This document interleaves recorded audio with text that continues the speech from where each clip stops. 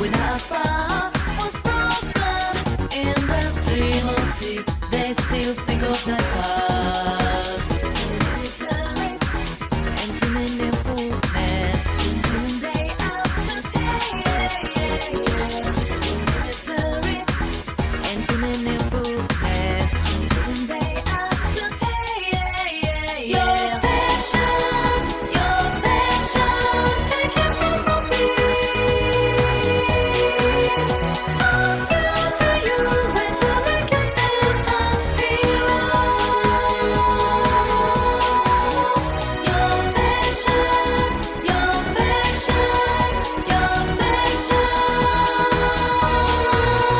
I'll swear to you when to make yourself a hero.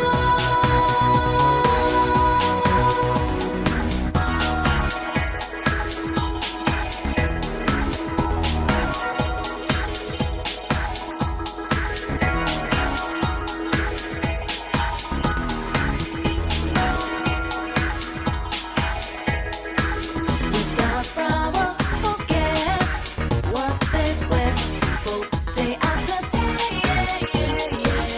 Without fire was frozen in the stream of tears. They still think of the past. And too many fullness, day after day. Misery. And too many fullness, day after day. Your passion, take it from me. I'll swear to you when to make yourself happy. Your passion,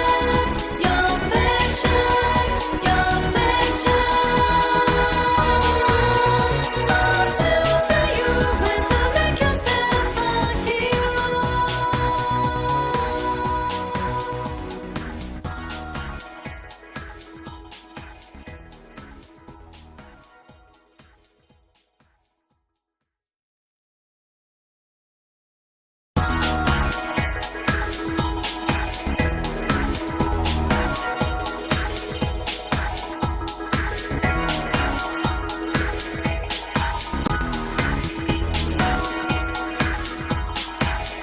Without flowers, forget what they've wept for day after day. Without fire was frozen in the stream of tears. They still think of the past. And too many fullness, day after day. Misery. And too many What is good, people? It is the King of Anime podcast. I'm Yosasuke the Savage. He is everything animated. And we are here. What is good, Moe? Early, Yes, bright hello. and early. Yes, welcome. I mean, we may have been a little late, but you guys are early for the show. We've been Absolutely. slowly getting subscribers almost every day, it feels like. We are now at 639. If you're new and you're watching, let's get it at 640. Let's do it. For sure. If you're watching a 640. VOD, you've been watching for a long time. I know you have been slow to click that like button, the comment, subscribe, but you can rectify all of that. You can put all of that shame away and do it now. All right. You've been a piece of shit for a long time, but all that can be erased if you subscribe, like, and comment now. Change your life for the better. Do it. Please. I mean, there ain't nothing wrong with. You've been watching us for free for how many years? Free. I mean, I don't think it's that hard to say. Please subscribe, like, comment. There's the hype button. I mean, hype us up. Be our hype men and women, and just hype us. Let us top the charts. And it's like, who are these people? I don't know, but they're getting all this hype. Yeah. What will That's Public right. Enemy be without Flavor Flav? Doing the ad libs. Very hyping. true. You could be that. You could be Flavor Flav. The KOA Flavor Flavs. Yeah. That's what y'all are. But yeah, that's it's Monday. We're in the middle of August already, which is insane to think. Yeah. Time passed by quick this year, feels. I feel like the older you get, the faster time goes. It's insane. Hello, Meowie. Hello, Aaron. 827. My friends. Yes, hello. Good, Aaron. Meowie Van. Nice to see y'all. Where's the third musketeer? Not in today. That's all. Yeah. Just the two. It's the KOA today. The KOA podcast, king of anime podcasts. So you get the do lingo. Yeah. Or the buddy cop. Which one's the good cop? Which one's the bad cop? I mean, I feel like I don't know. It kind of depends on the day. I feel like in general, I would probably be the bad cop, but it depends on like whatever we're talking about. But I think I could play a good bad guy. I'm okay with it. I think so too. You're gonna put in your gold teeth, and you're gonna put in your cigar, and you're gonna go. Oh, and don't forget the monocle too, and be like, listen. I don't think I have the monocle anymore. Oh, the monocle's gone. It's been a long time since I used it. Yeah, it's been a long time. I got these crazy goggles though. Oh yeah. I mean, yeah, just take one part and make it okay, the spikes. Oh yeah. You look like you're a part of the wasteland. You're ready to fuck some shit up while looking proper with that pipe. The Tupac shirt. And the Tupac shirt. That's right. Aaron said, just the two of us. We can make it if we try. Just the two of us. Just the two of us. All right. Will Smith comes out of nowhere. No, not that version. All right. So, in upbeat nature, I think it's time to uplift the spirits of you, me, and everybody in the world with this information that will be bestowed upon everyone. Yes. Because we always got something here at KOA to never give you the blues. Now let's get ready for the KOA. It's miracle. So, Apothecary Diaries is supposed to have a movie this year, December. Ooh. And nice. as well, the trailer for season 3 has been revealed for Apothecary Diaries. So, fans are eating really good with that series.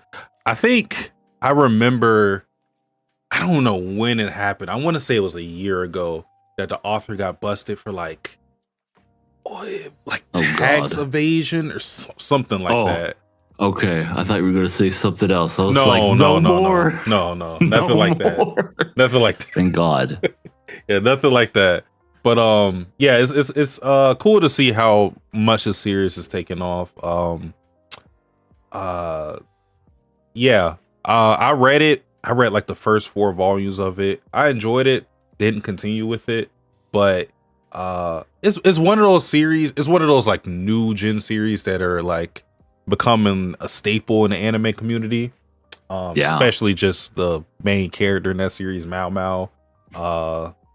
It's like one of the, you know how we had like Kaguya-sama way back, and then we had Maureen. That's one of the best girls of a certain time period. So it's cool to see that series continue. I'm glad regardless if I'm watching it or not, that a series that I deem is good is getting another season, because there are a lot of things that don't really deserve more than one season, honestly. Rent a girlfriend. It's on the 6th season, by the way. I cannot believe that shit. It's about to have the same amount of seasons as My Hero. Think about that. that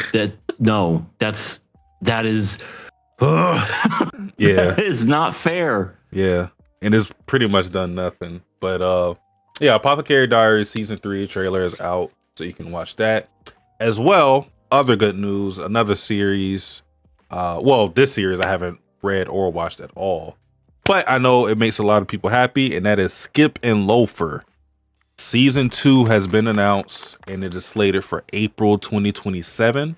A lot of people swear by this series. I think it's one of those, one of the better like romance series. So it's probably going to be something that ends up in my wheelhouse for me to check out at some point.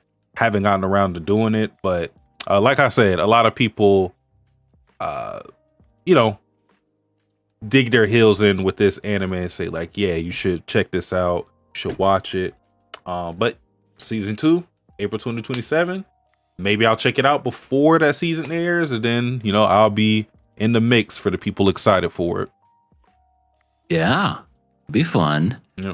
Yeah, I've heard good stuff about it too. There's a lot of good romances that's come out recently that have kind of redefined the genre, like Fragrance Flowers and all those other kinds of romances where it's not your typical run of the mill. It actually just kind of like gets straight to the point, and oh my god, there's no misunderstandings and people actually communicate, which I enjoy. And I heard this is another one of those shows, and it's not a manga, is it? Yeah, I believe it is. Okay, a manga series, etc. Is the same. So definitely happy that the series is going on. Yes, anime success continuing on is always a win for all of us, all fans, regardless of, well, other than Rent a Girlfriend, but regardless of what you feel, it's a win, especially for those fans and the tight niche right there. Trayvon said her Skip and Loafer had to show up. What's good, Trayvon? Aaron says, hello, Trayvon. What? My Hero was on for a decade. Has Rent a Girlfriend really been on for that long as well? I think Rent a Girlfriend. I think so. Well, I don't know about the manga, but Let at me least see. the anime has been going on since like, I want to say 2018. I want to 2020. say 2020.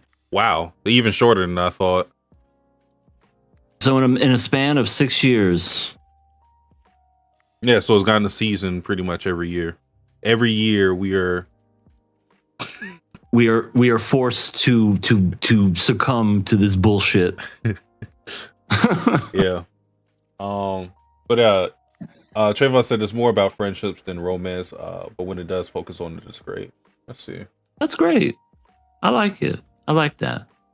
That's cool. If I do check it out, I'll probably end up reading it rather than watching it. I think I'm just more in tune with reading manga than watching anime most of the time. So, that'll probably be my move. Also, this isn't any like groundbreaking news or anything like that, but we talked about the series that Horikoshi, since we're talking about My Hero, the one shot that he put out, Quit Laughing Shijima. I actually read that that following Wednesday. So last Wednesday I read it. It was pretty good. I liked it. It was the only thing I would say that it didn't really have a horror feel to it. So I don't really know if it fit that genre, but it was an interesting series. It was really a critic. I feel like it was like this meta criticism with Japanese culture in general, with what it ended up doing. I won't spoil, but it was interesting. It was very interesting. Would you say it's worth reading? Oh yeah, for sure. It's just a one shot, so get your 60 pages in there, you read it in one sitting and you'll be fine. I would be intrigued if he went off and made a series out of this some way, somehow, and then he kind of expanded on this whole world that he built in that one shot. It's interesting enough for that. I don't think it's interesting enough for like a long running series, but if he did a manga that was like 40-50 chapters of this, I think it would work. Nice. Yeah. I mean, JJK started off as a one shot. I mean, who's to say he can't do the same with this series? Yeah. It has potential. So if you want to go that route, I'll probably be down to read it. I mean, his art has always been pretty incredible. Like one of the best things that you'll see in Shonen Jump. But yeah, follow suit with that. Well, that's cool. Yeah. I may have to check that, especially if it's you said what, only 60 pages? Mm-hmm. Yeah. I might have to give that a once over myself, and maybe we'll discuss it later. Who knows? Maybe. With on a certain site. I don't know. Anyway, Aaron says Aaron JJK said- should have been a one shot. oh my gosh. Well, we'll definitely discuss JJK at a later time because we did discuss it. We do have a where we talked about the most recent season, the Calling Games, earlier this year, and it was interesting to say the least. Let's just say that. Especially when we Is got that at all the of end. the news? Is that all the news for you? Yep. That's it for me. All right. As for me, I'm sorry I got to bring everybody down with this, but I felt like it was. I'm sorry. Stop those tomatoes. I feel like we'll have to get a little melancholy for this, but everybody's probably has heard this. Hayden, and I hope I'm saying the last name right, Pianetary, she passed away last night. She was only 36, which is crazy to think. She was a part of a lot of childhood, just like shows, and she was huge in like the voice acting community too. Like she was Dot from A Bug's Life. She was fucking Kyrie from Kingdom Hearts 1 and 2. And those are some of my favorite games. Like, I don't follow much Final Fantasy, but Kingdom Hearts, I love. I mean, I may not know the whole lore. I'm not like the biggest expert. Like, I played the first two, and then that was it. I tried to do all the other ones, and I'm like, I'm too stupid to follow what's going on. I heard a lot of criticism for Kingdom Hearts 3, so I think you're. Yeah. Yeah, I don't think you're alone in that. Yeah. And they even released a trailer for the fourth one that's coming out. I guess that'll be a separate section that I could talk about too. Anyway, but yeah, she's done a lot of voices, did Kyrie. She was in like Bring It On. Heroes was a big one where she was the cheerleader in that. She was a voice as Red Riding Hood in Hoodwinked too. Hood versus Evil. Oh, and of course, this was the ultimate Until Dawn. She was like one of the people in there. She was the blonde girl in that, pick and choose simulation type game and whatnot. Mm-hmm. So, but yeah, my favorite would definitely have to be Remember the Titans. That little girl. Oh, what are you blind? She's that little girl, and yeah, she's just been in everything. So. Thoughts and prayers out to the family. Rest in peace to a legend. Really, just cut down too short, unfortunately. And as a piece. Wish we could have seen more. But on to better news, because like I said, I did kind of just mention it and whatnot. Disney has their yearly thing called D23. It happened recently. It's just a bunch of stuff that you would expect, announcements of future movies, sequels to the better movies and stuff like that. Mm-hmm. They did talk about, the new Avengers that's coming out later this year. That's going to make $1 billion, bazillion, trillion dollars. I know. But they're basically making a Coco to a live action Tangled movie for some reason. There's going to be yet another Star Wars movie called Star Wars Starfighter. Don't know what that's about. Incredibles 3. I didn't really care for the second one. The first one's great, but I didn't. Yeah. There's going to be a Kingdom Hearts series, like an actual animated TV show, which I'm just like curious. but I honestly don't know. Coco 2 has been announced. I mean, I loved Coco the first one, but I don't know why they would need to make a second one. I feel like it was already good the way that it was. Percy Jackson, no one cares. Yeah. Oh wait, no, I don't know who that is. Another fucking Ice Age movie. Ice Age Boiling Point. There's another Ice Age movie coming out. Okay. Ray Romano is like, I need money. Please give me money. Jesus. And there's going to be a Lilo and Stitch 2, a live action version, because the first one made a lot of money. Whatever. Announcement of like the new cast for X-Men live action may be cool. The only interesting thing from that was the woman from Obsession is going to be one of the new X-Men. She's going to be Rogue. Oh, so, I did see that. Yeah. Yeah. I think she'll do great. I mean, and the other girl from the redhead from Stranger Things, she's going to be Jean Grey, which is interesting choice. So, yeah, I think that was all from that. I mean, that's like a quick Cliff Notes version of it, but and Zootopia 3. That's pretty much it. Since you spoke on Disney, this is kind of related. I watched the Fable English dub on stream yesterday. Disney has the Fable on there. Disney and Hulu. They did the dub? I think so.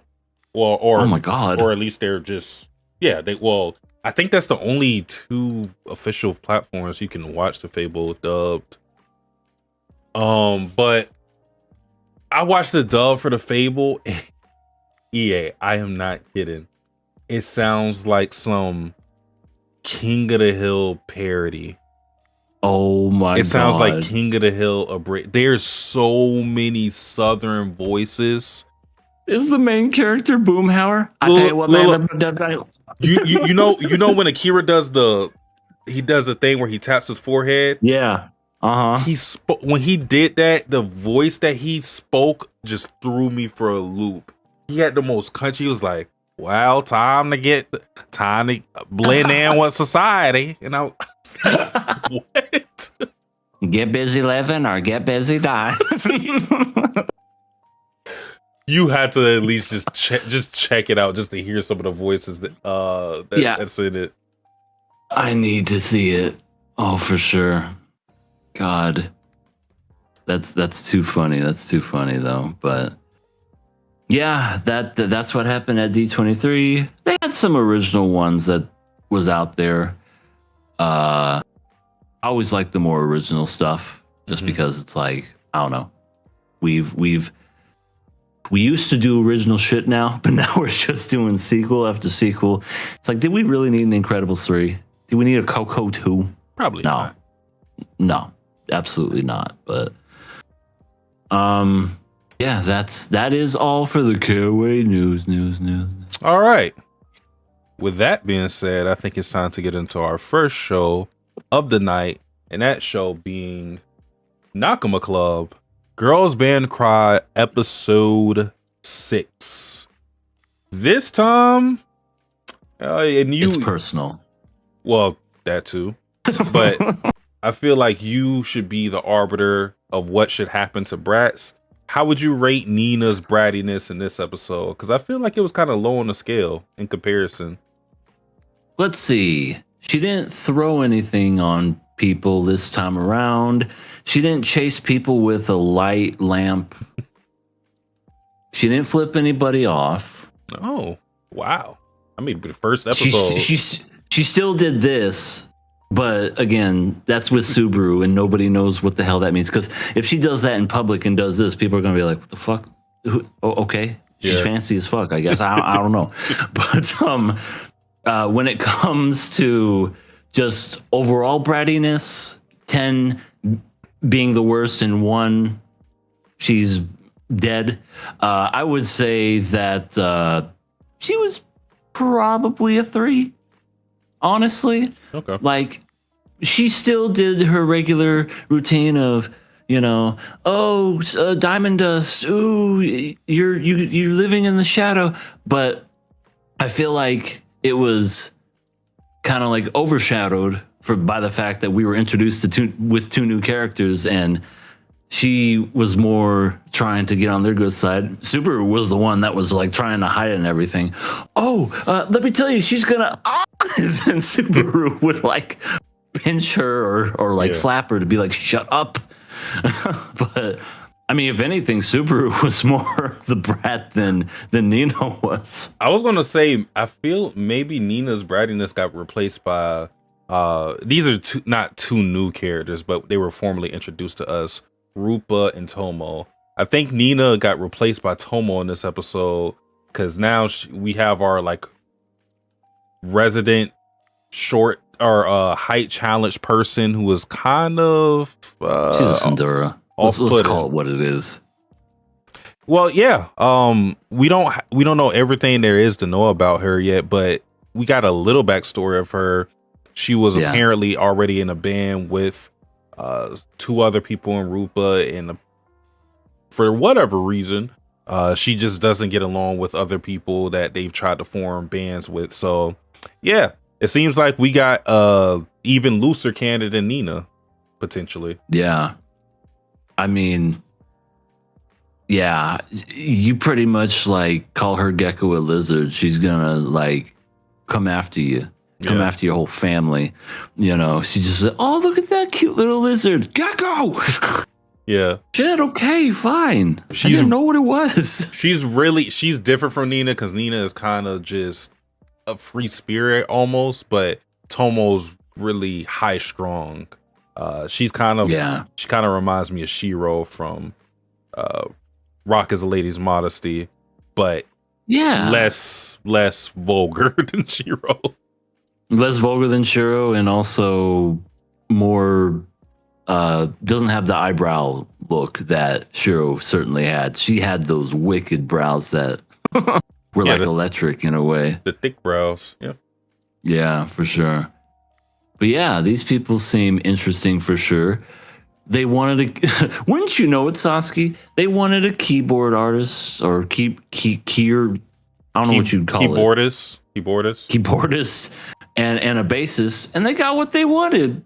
Wouldn't you know it? And they were there the whole time at that restaurant. Sometimes that's all it came down to. Sometimes what you're looking for is right beside you. Yeah. Like a TV and it remote. was just I swear, whenever the TV remote is fucking missing, you can never find it. So then you give up and you just plop right next to the couch, and there it fucking is. Yeah. And you're like, no, there's a fucking ghost messing with me. Somebody just placed us here. Oh. Yeah.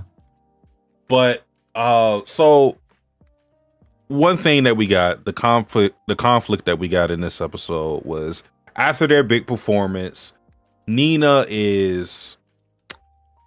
she's seeing the success of the band, they're getting followers and whatnot, and she's kind of wanting to know how far is she from being able to compete with Diamond Dust. So therefore she asks Momika, okay, what's the goal of the band exactly? Because again, Nina, is going off this high of performing and getting all these comments praising her and whatnot. And her ultimate goal is to challenge Diamond Dust. But Momika doesn't really share those sentiments.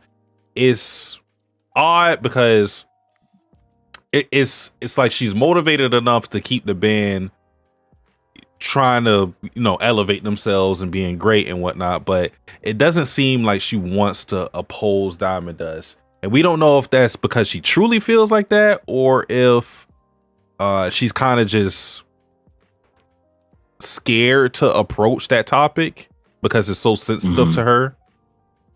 Yeah, I don't know, man.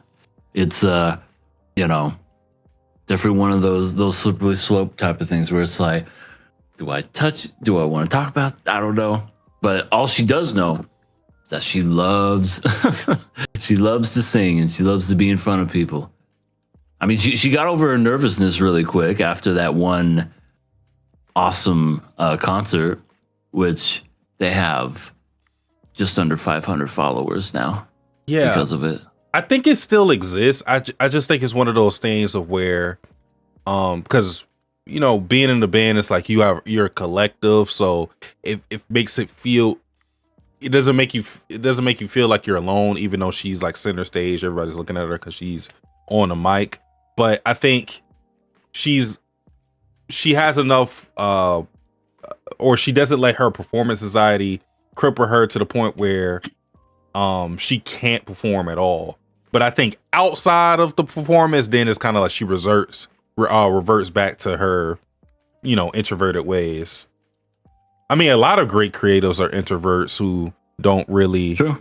who aren't very eccentric in a way of like being people pleasers. People, you know, like, you know, some people are just kind of like they make their art and they kind of just stay the fuck inside. And I think Nina's kind of like that. They make their art like Daft Punk, and then they stay hidden from everybody because they don't want to be known who they are, and then they retire. Yeah. And call it a career. Yeah. Hey. But so the dilemma right now with Diamond Dust, or Nina's dilemma with Diamond Dust, I should say, because really she seems to be the only one that wants to go up against them specifically. The dilemma is it's because of the singer. Yeah, for sure. The dilemma is, if we want to challenge Diamond Dust, we have to be a successful band ourselves. And the issue with that is that they're kind of following the same footprints as Diamond Dust of, okay, we need to not for the music, man. Yeah, we need to go official. We need to kind of appeal to the crowd. And Momika doesn't want to do that.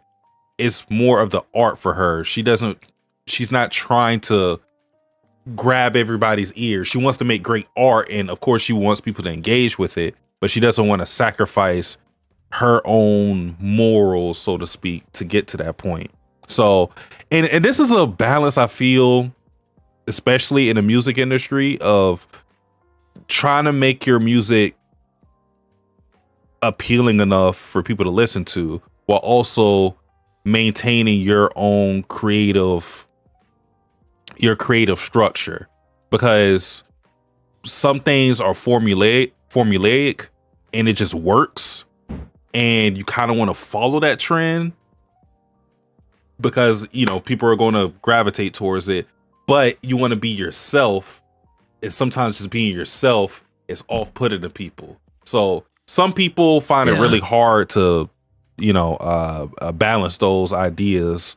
And some people just lean one way more than the other. Some people just like accept, they'll just have a niche fan base and they'll just stick with it. And some people have to just go full on. I'm trying to sell records. Right. I'm forever going to be underground, and I'll probably never sell out or even go into like a stadium and perform in front of fans. But you know what? I'm going to have like a little venue of people that are always going to follow me no matter what, versus we're here to make money. Oh man. I mean, no, let's do this. All right. Yeah. I kind of see it in when I look at rap. You could look at it in like the Jay-Z, Nas type of feel. And that's not to say that Nas hasn't made hits or anything like that. It's just that Nas isn't nowhere near as big of a name as Jay-Z when it comes to global recognition. Now, when it comes to rap fans, people who are really into rap, everybody respects Nas. He'll be in people's top 10s. But when it comes to, how many records you sold, Nas ain't really there. And that's kind of like that balance that you see where Jay-Z kind of leans towards the I'm appealing to the people thing, and Nas kind of leans into I'm gonna just keep my creative thing and stay in my lane pretty much. Yeah. I guess you could call it and almost kind of equate it to like sports in a way. People who have won championships versus people who are just great but have never won anything. You know, it's kind of like last week with when I was talking about Larry Fitz. Never won that Super Bowl ring, but man, they will not deny the man when it comes to, it's like, was he one of the best receivers? Absolutely. Absolutely. There's not a question. So, yeah, you could look it up as a lot of different scenarios as well. Okay. How do we feel about these two characters, Tomo and Rupa? Do you think they're like good additions to the band? I mean, to me, it's always weird whenever we get a late entry when it comes to a character. I always feel like sometimes it works and sometimes it don't. And as of right now, what is it? Yeah, Rupa and Tomo. Tomo is definitely, like I said, definitely the Sindura type, short, Chihuahua kind of, mentality and whatnot. So I would say that would definitely kind of rub me the wrong way. When it comes to Rupa, she just seems like she's high all the time, just real chill and, always just like, we got to do this, man. Yeah, easy. We got to totally do this. Really easy going. She kind of just like, she's just the water. She just goes wherever the wind takes her. Literally going with the flow. That is her mantra in life. But I mean, so far it's all right. I'm really curious to know, because we've barely gotten an interaction between Tomo and Nina. I want to see full brat Nina versus Tomo and see who wins that fight. I mean, who would you bet on? Like, if they're at their peak, Tomo's at her peak Chihuahua power and Nina's at her peak bullheaded behavior, who wins that confrontation? I mean, Nina went at a full-grown adult with a lampshade. I think we know who wins. Well, not just any adult, a male adult. Well, let's just keep it war of the words, not any physical altercations. Okay. I mean, Nina can hold her own, I think. She's pretty good in her bullheadedness and letting things go. Tomo, from what I gathered and from what I see from her body language, she likes to stand behind people and, kind of cower behind, Rupa, because Rupa is the talker while Tomo is the doer.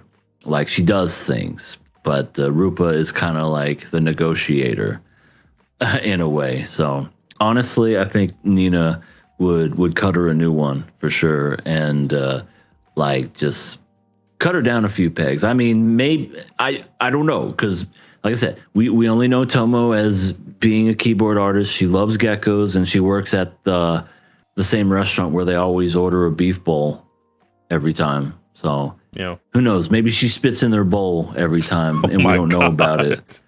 And now, if that's the case, then yeah, Tomo is the worst. Oh, okay. So I thought it was interesting, Subaru talking about Momika, saying there's like two different Momikas. One where she's hyper focused on making great art and she's really serious about it. And then there's a side of her that's kind of sad and doubtful of herself. It seems like she's kind of self-deprecating whenever it comes to Diamond Dust being mentioned.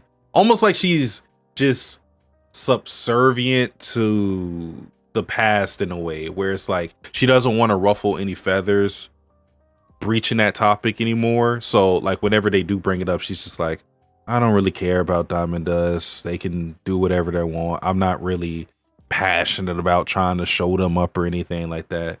So I guess my question to you is, do you think that she truly is just moved on for them, or is it more so she's holding herself back from, like, I don't know, like flying to a fit of rage about how things ended up? Do you think there's some regret there? I definitely, here's the thing.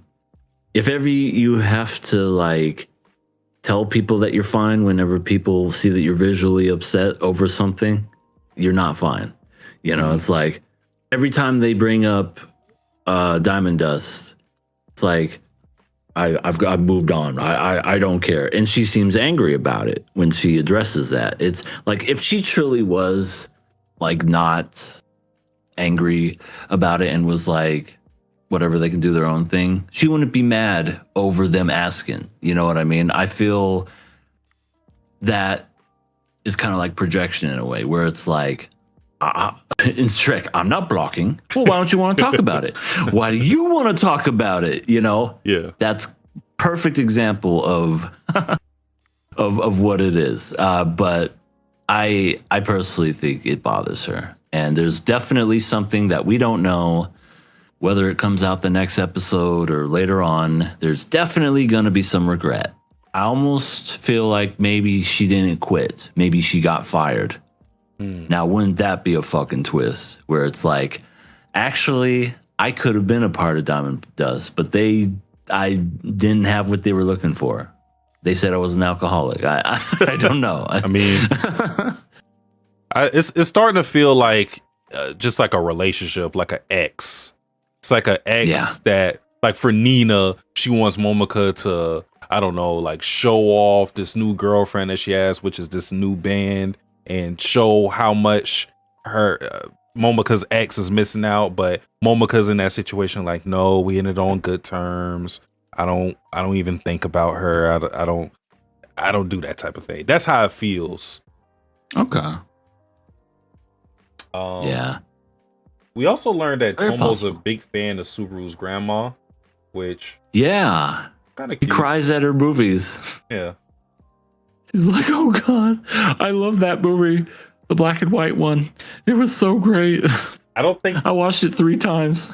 I don't think she realized who Subaru is yet. So if she does, she'll probably try to get like an autograph or something. Yeah. Oh my God, could you take me to your grandma? I want an autograph. I want her to sign my forehead. I want an engraving. I want her to etch her name into my skull. She just becomes a crazy psycho fan. Just turns full yandere. Why don't you love me? So the big thing that we get at the end of the episode is the band decides to play at a festival. Well, I guess I should say before they tried to trick Momoko into just thinking like, oh, we're just jamming out with these random people, but Nina confessed because Nina's doesn't like lying. And she's like, no, these are 2 people we want to join. And Momoko doesn't really give a response too much, but it's kind of like, all right, I guess we'll see what they got. So they're performing at this amateur festival, and lo and behold, our biggest ops will be performing there. That being Diamond Dust. Oh my God. Who would have saw this coming? Not me. Right. Not you. Yeah, not the person that watched this. No. Whoa. I recommended this, and even I'm blindsided. No, it's gonna be interesting for sure. I definitely expect some drama. Mm-hmm. I definitely expect some pinkies to be raised. I expect maybe Nina going ham and I remember you from middle school, the lead singer and everything. You think and they're going? Of course. You think she's going to meet her? Yeah. Okay. Yeah, I think so. I mean, there'd be no way that. I mean, if they don't interact and they just so happen to be there, that'd be interesting. But I highly doubt it because, this is anime, and in anime, you have to see the people that you're fighting against. You can't just ever look at them from a distance and go, that person over there, I hate his guts. So what are you going to do about it? I'm going to stay the fuck away and I'm going to do nothing. Oh, okay. Problem solved. You know what I mean? Fair enough. Yeah. All right. But I think that about does it for the episode. So we have 2 new members, Rupatomo. We got our bassist. We got our keyboardist. We now need a tambourine player, and we need, I don't know. We need someone else. I feel like Maybe a rapper. I feel like most bands follow the rule of 4 or 5. It's usually Yeah. always that number that we get. Like KOA had Mio, Samugi, Ritsu. Wait, Ritsu, Mio, Samugi. 4? No, 5, I think. Rocket's Lady's Modesty has 4 members. Yeah, 4. Yeah. Yeah, so it's usually 4 or 5 because you're gonna have somebody on the guitar, obviously. Usually, and this is what Rocket's Lady's Modesty is missing. You're gonna have the singer. Yeah, true. You're gonna have the basses. You're gonna have somebody on the keyboard. You're gonna have your drummer. Like that's just, it's almost like, yes, it's pretty much quintessential. So, for all intents and purposes, it looks like we have our completed band. Yeah. Unless we get some random here anybody asked for a tuba player? Here we go. I don't think they have enough budget for that. Oh, speaking of budget, you got your Dragon Ball Z reference we didn't talk about. Oh my god, yes. That's right. Because he was, Tomo and Rupa were like, we're scouting you. Scout? Like you're reading my power levels? No. We're scouting you. We want to join you.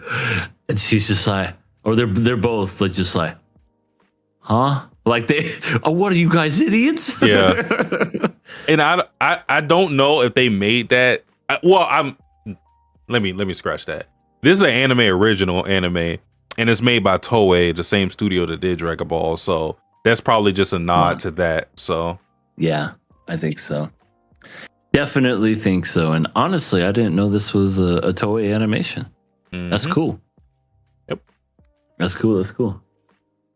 Well, I think that about does it for Girls Band Cry. So we are moving on to our next show of the night. That show being Daemons of the Shadow Realm, episode 19. Hard to believe we're this far in the series. 19 freaking episodes. And my God, did a lot happen this freaking episode. We got a little mini recap at the beginning, It's just basically going over everything that had happened in case you forgot, all you peoples. Yeah, I didn't forget, so I skipped like 3 minutes into the episode. I did the same thing. I was like, I understand what's going on, anime. This isn't the 2000s anymore, so let's keep going. But we last left off where Asa busted down the door. We have fake Asa. We have the other hostage girl. She essentially owns all these people that are like trying to come after her. And I like what they said. Like the henchmen were like, isn't she supposed to be weaker at night? Yeah. And that just goes to show you how fucking strong Break is. Yeah. Where it's just at night, it still did shit. And yeah, and then it's the problem of her also having yin and yang, which is pretty much a cheat code, because it's kind of like if you get captured by that, what can you really do? Just twiddle your fucking thumbs. Yeah, you have to just wait there for it to, because I mean they were only able to escape yin and yang because of Break. So I don't even know what would have happened if because Yuru left and Right got captured by it. I don't know what would have happened if Yuru wasn't also Asa wasn't also captured, because I think it just puts you in that portal, and then it's kind of it. You presumably can't like attack it from the inside. You could just maybe try to tickle it and see if it does anything, but I don't think that would work. Yeah, I think you maybe power yourself out, but no, yeah, yin and yang is very powerful, Damon, because nobody was gonna. It's like, package acquired, Captain. Mission accomplished. Yeah. And even the old man was just like, "Oh, goody, appreciate let's it. go kill some people." Now I can just keep beating people's asses systematically. Yeah. Yeah, that was kind of resolved rather quick. Because we were like discussing, is she gonna kill her? Is she gonna whatever? And it seemed like at first she was, but then she just went, no, just get him, take him out of here. Yeah, it seems like they're saving the big, because I thought there was going to be a bigger conversation with fake Asa and Asa, but it seems like they're saving that emotional weight for fake Asa and Yuru, which makes sense because Yuru was the one that was interacting with fake Asa the most and who got actually fooled by her. So kind of like the same thing that we had with Donji, we're probably going to get with fake Asa as well, because Asa did tell fake Asa, just stop lying to Yuru, tell him the truth. She was angry. My brother. Yeah. She was angry, of course, with the situation, but she was at least mature enough to hold that back and just save her and the blonde village girl and get out that situation quickly, because they were in enemy territory, so they didn't really have time for her to be mad. True. You never know when the pervert's gonna come around and attack people. I told you, like I was laughing at the fact that that's how he's known, and that's how Yuru addressed him, because he doesn't know his name. It's like, you're that pervert guy, right? He's like, huh? Where did that come from? Why is this going around? Yeah, like, who started this rumor? Like, I kill people, I don't sexually assault them. Imagine going your whole life being known as this fucking crazy ass murderer with these swords, and you're being labeled a pervert for no reason. Yeah, that kills the whole allure. Like, no, because now nobody's going to like be. Well, they'll probably still be scared of you, but they'll be scared in a different way. It'll be like, oh, yeah, I know. I'm gonna go. I can see some people just like cowering in fear. Please don't sexually harass me. I'm not going to. I'm just going to cut your head off. Please, God. Like he doesn't even want to do it at that point. He's like, you know what? Just go. I don't care. That might mess up job opportunities too. They're like, oh wait, you're that pervert guy. Like, not going to it's like do any weird shit with their skulls, or right? Just goes to, you got a very impressive resume. Ooh, you've worked with all these people. Okay. Oh, you're that pervert guy. All right. Well, we'll call you. Yeah. If we decide that we need perverts. You might make the second round of interviews. We just got to talk to more people. Just that would be funny. I almost wish to see that happen now. Like he just loses his reputation badly just because of one bad rumor. I mean, he is gonna have to find a new job soon, it seems, because Shingo's supposedly going to be out of the game. I don't know how that whole thing is going to go, but yeah, because last we saw of him, I felt like he was going to interrogate that one burglar guy or maybe kill him. I don't know. Yeah. But that was the last we saw of him. Yeah. But because we know that why am I forgetting his name? Gonzo is on his way there.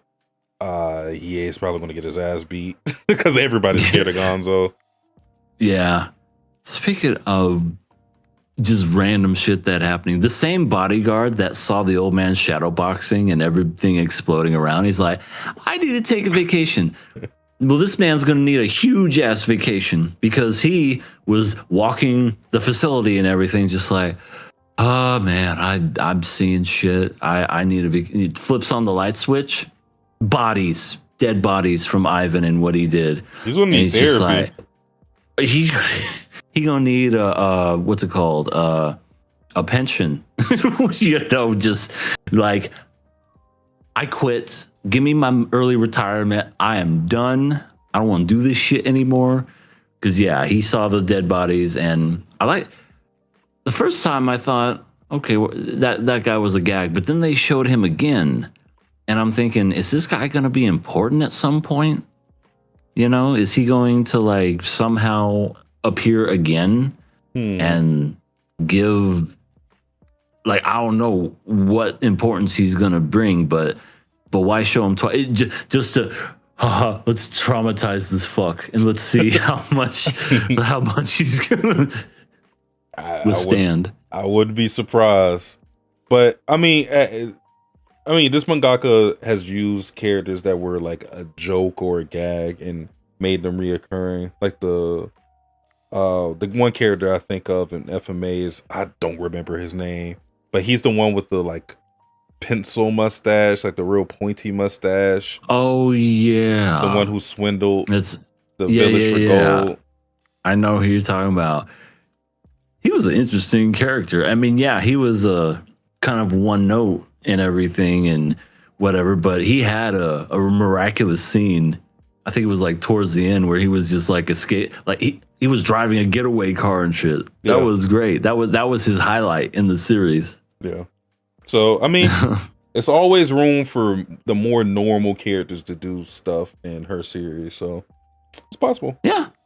And maybe this is the guy. He's gonna come in with the getaway car and save Yuri and all these other people from Ivan. I don't know. So we got Yuri and Asa, who are they're truly siblings because they don't know how to accept gratitude.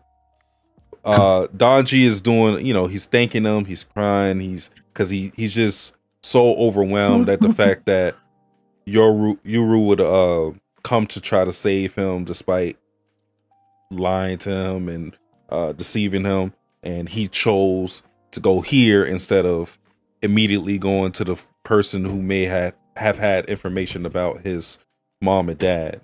So that meant a lot to him, and he was thanking them, and both, because he thanks Yuri and Asa, and both of them are like, I did this for my own means anyway. I couldn't just let that happen. Blah, blah, blah, blah, blah. You should be thinking Asa. And Asa says almost the exact same shit. You should be thinking Yuri. And he's just like, okay.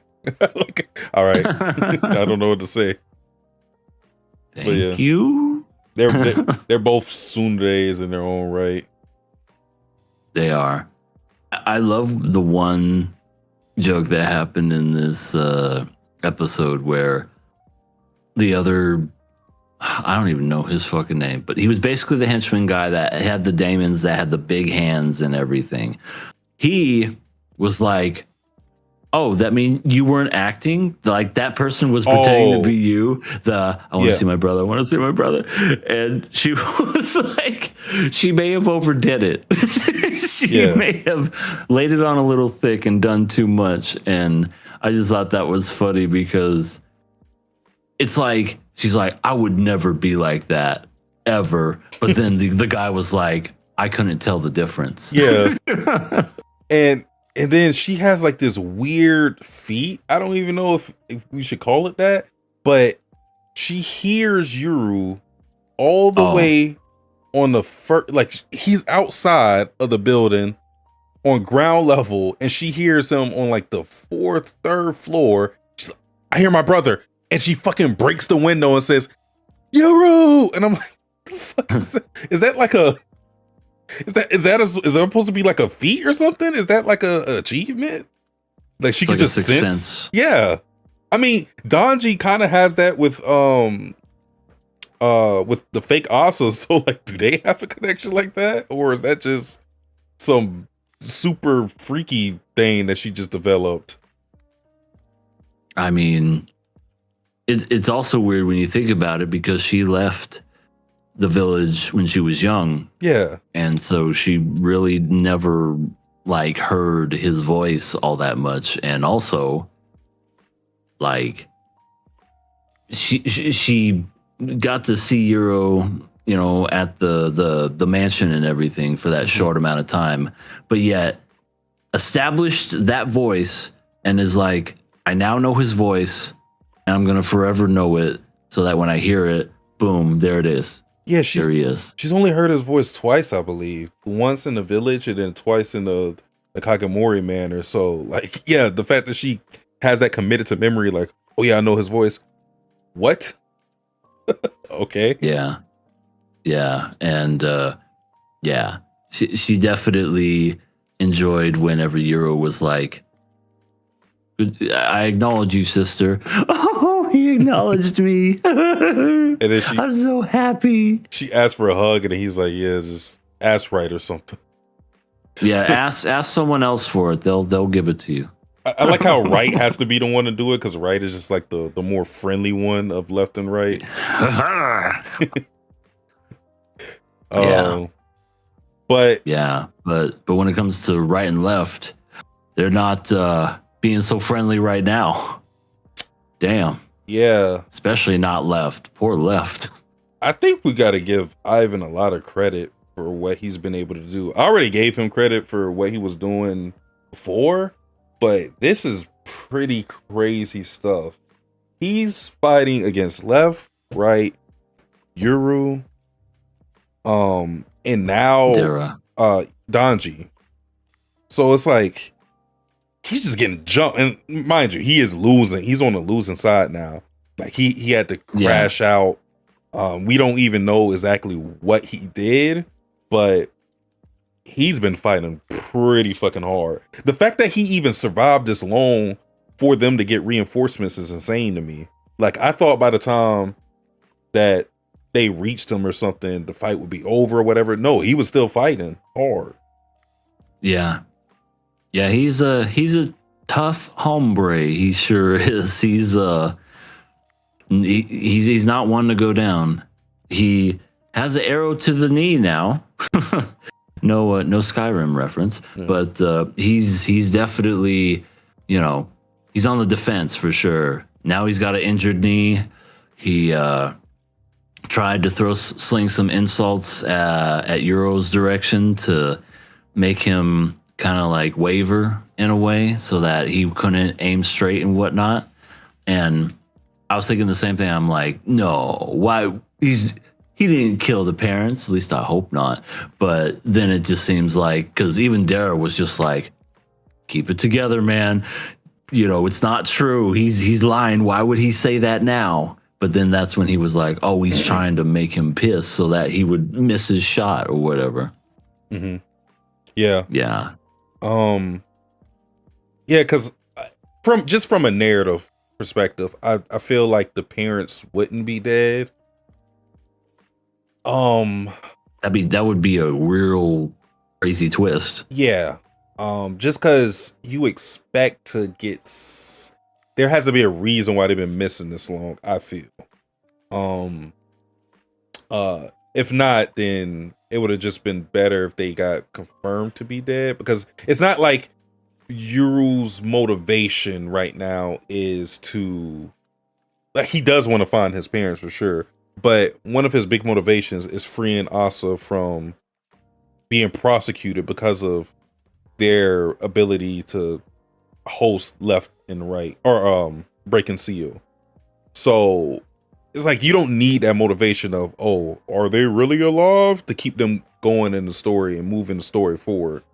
Therefore, I feel that they are alive in some capacity. Like, yeah. Now, are they like, are they just good somewhere, like sipping pina coladas on the island? No, probably not. But No. I do think they are alive. Yeah, same. I definitely think that as well.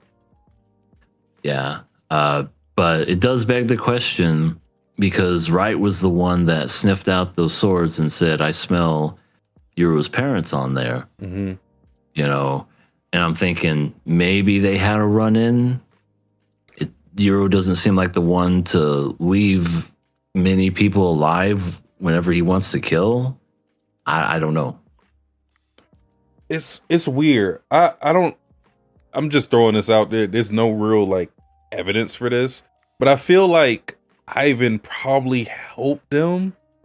I don't know if help is the right word, but I feel like he may have something to do with their disappearance in terms of like actually transporting them with his power, and that's why he has their blood on him. I think he's Maybe, and I don't know why that would be the case, but Ivan just seems kind of like the person. He's a mercenary, so Maybe back then, whoever backed him to do something like that, you know, paid him good money. He did that, went about his way. I think it's more something like that. I don't think he just killed them though. I don't see it. I don't even think he fought them. Yeah. No, because when he, Ivan even said, "I've met a lot of people in my life.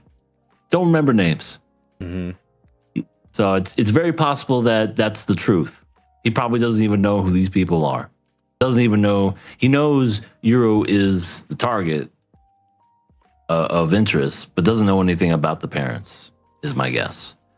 So, yeah. I also find it refreshing how it looked like he was about to crash out, Yuri was, but then he had some reassuring, like that memory from Asa basically saying, "I believe the parents are still alive."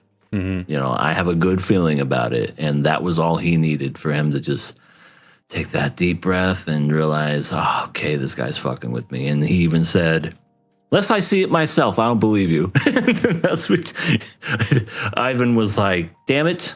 Failed to raise That was my ace in the hole. Because how many times have we seen a show where they'll fall for it and then they'll just go loose cannon and then they, eventually end up losing because of that. Mm-hmm. So I was happy to see that didn't happen. Yeah. I like that. It's a nice change that I enjoy. I think it's more meaningful too, just because he was able to do it of his own volition. I think sometimes when you have those moments of when a character's going to go in a fit of rage, I'm not saying it's bad, but a lot of times you need somebody to talk them off the ledge. But with Yuri, it's kind of like he falls back on his training. Like the words that his dad bestowed upon him, and then he thought about what Asa said, and he believes in Asa, he believes in his family, so he chose to go with his beliefs rather than the words of some random rage baiter, which is probably a good idea. Yeah, that was a good idea. I guess when it comes to good ideas, I guess it wasn't a good idea for Left to keep the sword stuck in her. I mean, she was holding on to it per se, because she thought that he was disarmed and that was going to be that. But Ivan, I guess this was just a last resort for him. He's like, all right, I got to use this. I have to pull this out. And it definitely is a last resort because he takes the sword and cuts his own neck. And when I saw it, I'm like, what the fuck is he doing? And sure enough, it's some like poison, I'm guessing, stuff. I don't know if it's from the sword or if it's from his blood or a mixture of both. I have no idea. But that messed up Left because, the sword was in her and it like infected her. And Wright was like, take that out.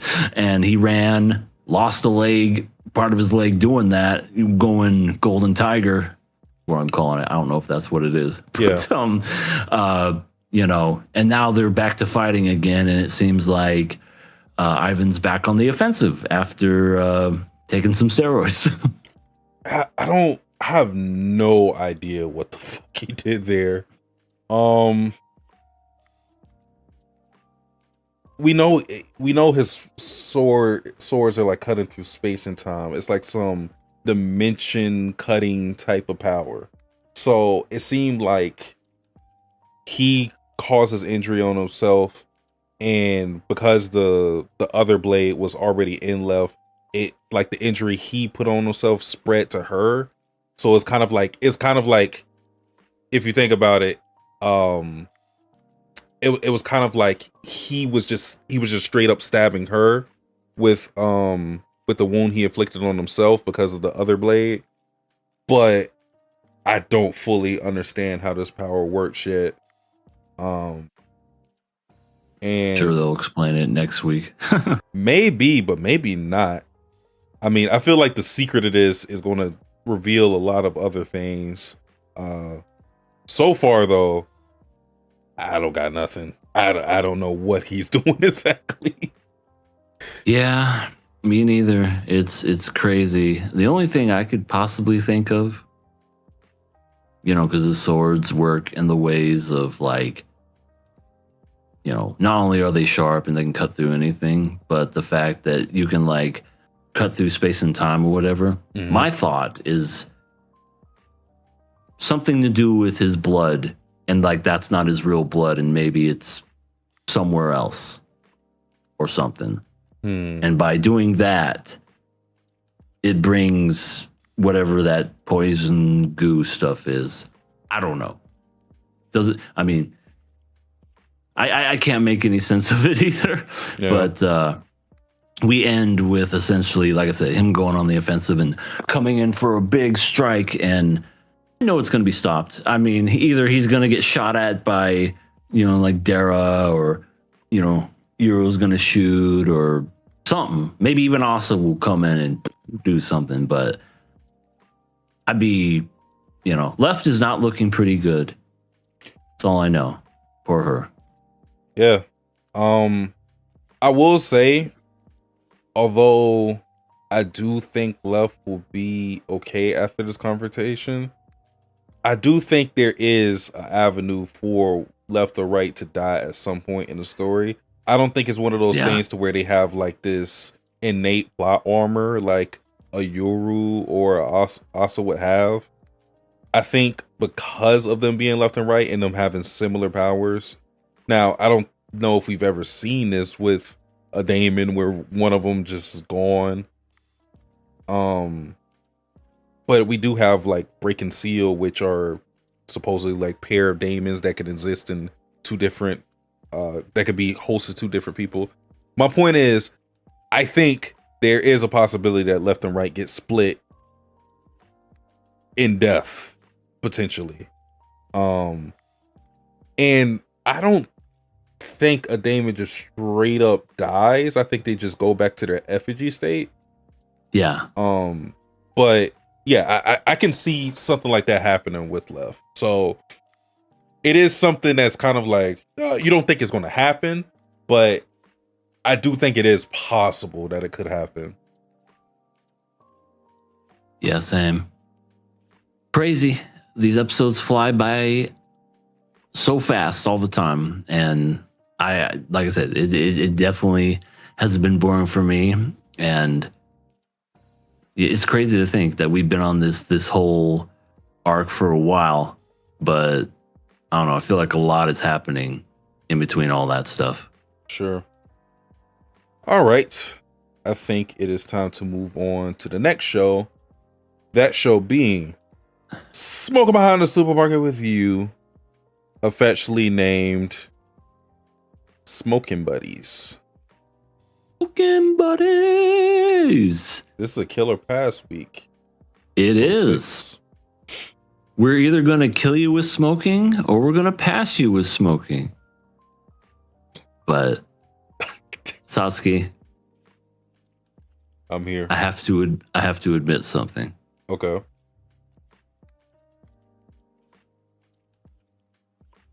I was watching this first half and I read the beats out as they were playing. And right when the scene happens where, you know, Sasaki's sitting there, Yamada's sitting there, and it seems like it's going to be a tender moment, I paused it to take a piss because I was like, I know what's going to happen before anything even happens. And then I got back and I said, go ahead, do it. And sure enough, it did. And that's when I was like, you goddamn show. I knew that was going to piss you off because it pissed me off. I'm not going to lie. I hate when shows get that cliche and they start doing that. It's pretty much a tradition whenever you have a romance series to have the reset moment, so to speak. It's like where you have a moment where there is that chance to get some progression, where it's like this point of no return. You can't fake and act like this is something other than what it is. They have to deal with the consequences. But then before that happens, you get an interruption, you get a phone call, you get something Knock on the door. something that resets everything to the neutral zone to where the status quo that existed remains. And that's what you get with this, and it is disappointing. I'm not gonna lie. I think the reason why it's disappointing, especially, is because these are adult characters. There's no need to really do this.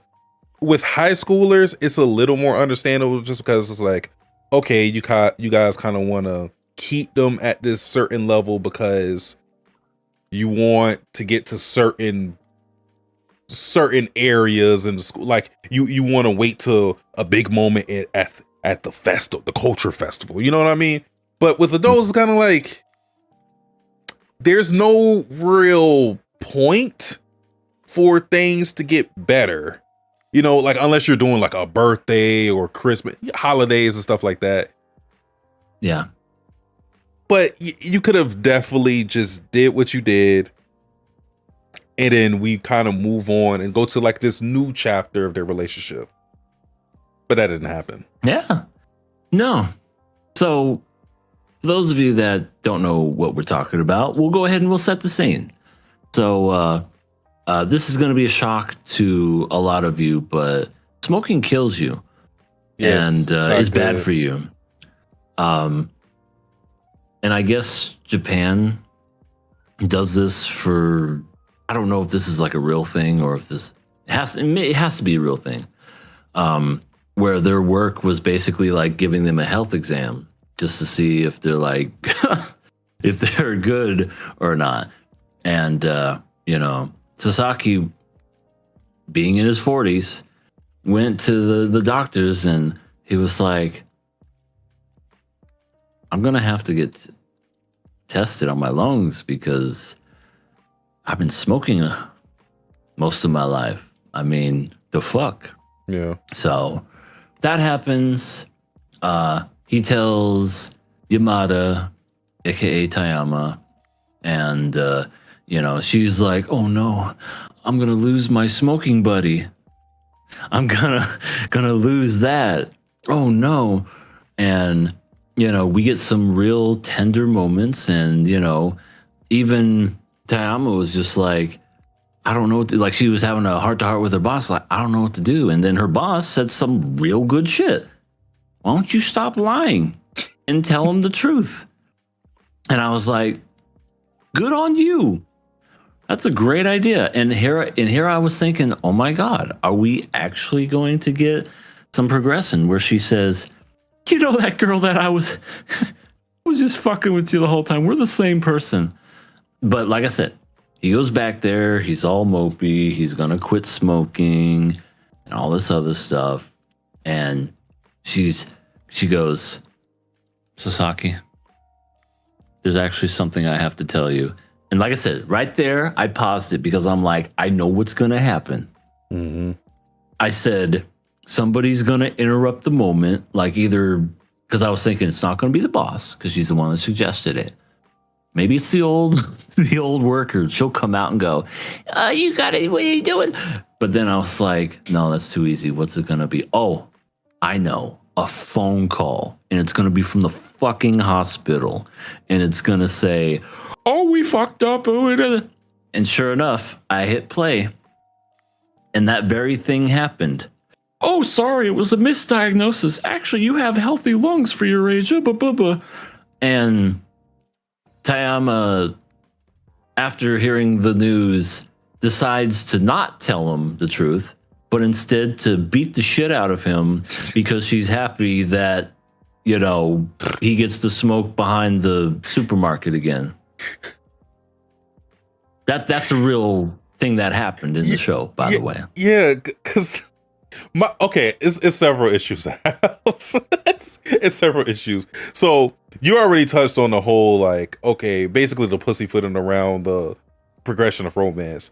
My problem that I feel like wasn't properly addressed is the fact that she wants him to continue hanging out with her, but the capacity in which that exists is him smoking behind the supermarket with her, which isn't addressed as just like a harmful thing for his health.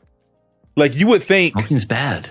You would think with this episode being like, okay, health checkup and everything, there would be like some level of like, oh no, I just need to quit smoking because it's just bad for me. Not because Yeah. I want this to look good for the checkup. Like, no, this is just actually just bad for my health.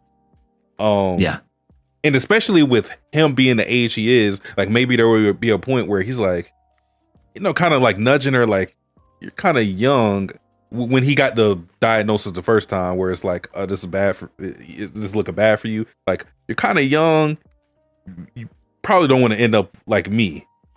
Like, the fact that Yamada has this realization that, I'm about to lose my smoking buddy, but it's never like addressed that maybe this is good for him just because this means that he's going to quit smoking. Yeah. I feel like that's something that's never really addressed. Like, this is a bad way, I feel, to have these two connect to each other. Like, their health has to be put at risk for them to talk to each other. I know, right? And I almost felt like the show was gonna kind of like go in that direction, because I know it's called Smoking Behind the Supermarket with You, but I almost felt like maybe it would have had the balls to kind of go against that and say, yeah, I know this is what we do, but I mean, and I agree with you, that would have been an amazing conversation. I'm 40, you're 24. Maybe you should think to not smoke because you don't want to end up like me. Mm-hmm. Wow, that would have been a game changer had they done something like that. But not only did we not do that, because essentially, because let's think about this logically. Sasaki, in his mind, was like, oh my God, there's something wrong with me because I'm smoking. I need to quit smoking. But then when the doctor said, oh, it was a misdiagnosis. Actually, your lungs are better. Couple things. I wouldn't trust this hospital within a 10-foot pole of me because they told me that I was dying, but then the next minute they're saying that I have the healthiest lungs of a 40-year-old. I would get a second opinion asked. True. Because I'd be like, I don't trust a single thing you say, because what you say is bullshit, and you made me think that I was fucking dying when I wasn't. I would be pissed. Yeah. Like if somebody said, you have cancer. Oh, sorry, it was a misdiagnosis.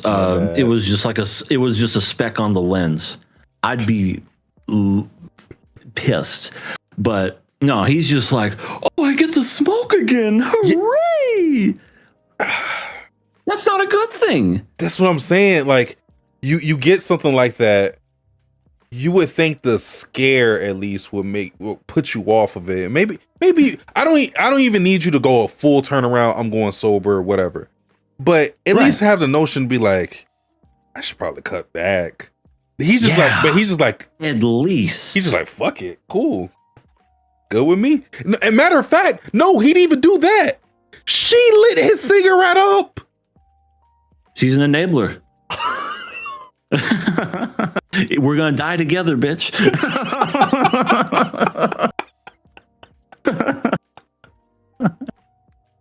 Yeah, I noticed that too. She lit his cigarette, signed his death warrant, and then beat the shit out of him. You know, that's all happened in that order. God, like, I just wish, because like I get it. You know, this is their thing. Their calling card for the show is smoking, smoking, but you don't have to keep that gimmick anymore. And I get it. Well, it's called Smoking Behind the Supermarket. You could still call it that. Hell, maybe you can even fucking change it in the second season and call it Hanging Behind the Supermarket with You. You know what I mean? Yeah, I mean, there are plenty of series that like evolve past like whatever. Not every series has to be a prisoner to the title, whatever. There are plenty of series that, I mean, I know they're still doing it in a series, but like Rent a Girlfriend, for example, like it doesn't have to stay in. Chizuru doesn't have to stay at Rent a Girlfriend. I know she does, but she doesn't have to for the story to continue as it is. It's just a launch point for it. So like you could have did the whole. I feel like this episode had a lot of potential for what it was, and it squandered it a lot. again, I don't need him to be completely sober. I'm going off of it. But for what the episode gave us as far as the health checkup and his age, her age, it's all this setup for interesting conversations. And it's kind of just like the whole carrot and stick thing that you get in typical romance series. Like this feels just as juvenile as going to follow high schoolers doing this whole thing. Like, just because they smoke doesn't innately make it mature. You know what I mean? Correct. Anyone can smoke, just like anyone can drink and anybody can drive. Not together. But what I'm getting at is like, when you're a certain age, you like those become vessels for you and whatnot. But yeah, I definitely think that this was a missed opportunity. It was definitely something that could have been just a unique perspective, like, I understand that whole cat Yanni Neko thing is not my favorite thing in the world, but at least that show has the balls to show the ugly side, but also be like, this is disgusting, and it's not a glorified thing. Mm-hmm. You know what I mean? Obviously, the smoking and everything else is a disgusting thing, and people want to. It's like that's a repellent, and that's what the show does. But this one it's the gimmick. Tee. Yeah. Yeah. Yeah, because they even do the whole thing where it's like, oh, like he thinks about like what would happen if he quit smoking. He's like, it's going to be hard for me because he's getting yelled at by his boss, so he uses that as like his stress relief. But they never really go in depth with stuff like that. You would think, this being a series with focus on two adults, it would be a little more, I don't know, like it would feel like it was a little more weight to certain things like that. Because even the work life, I feel like it's treated almost like a joke in a way. Yeah, making a girl cry, and I'm not talking about this most recent one. I'm talking about, at the Sasaki's job where he's just trying to do stuff, and then, oh God, it's like, no, I didn't mean that. And, oh, I'm eating my vegetables because my wife loves me or whatever. Yeah, I get it's a comedy. I get it's a rom-com. That's what it is. But I just wish it was more.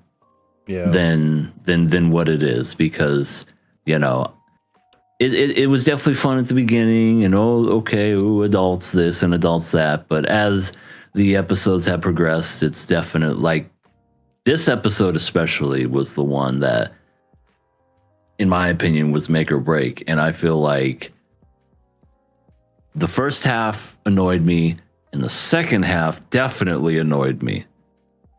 Like, I feel like the first half annoyed me more, but the second half, I was like, the way they were setting it up, I was thinking, oh, this is why Yamada likes this guy.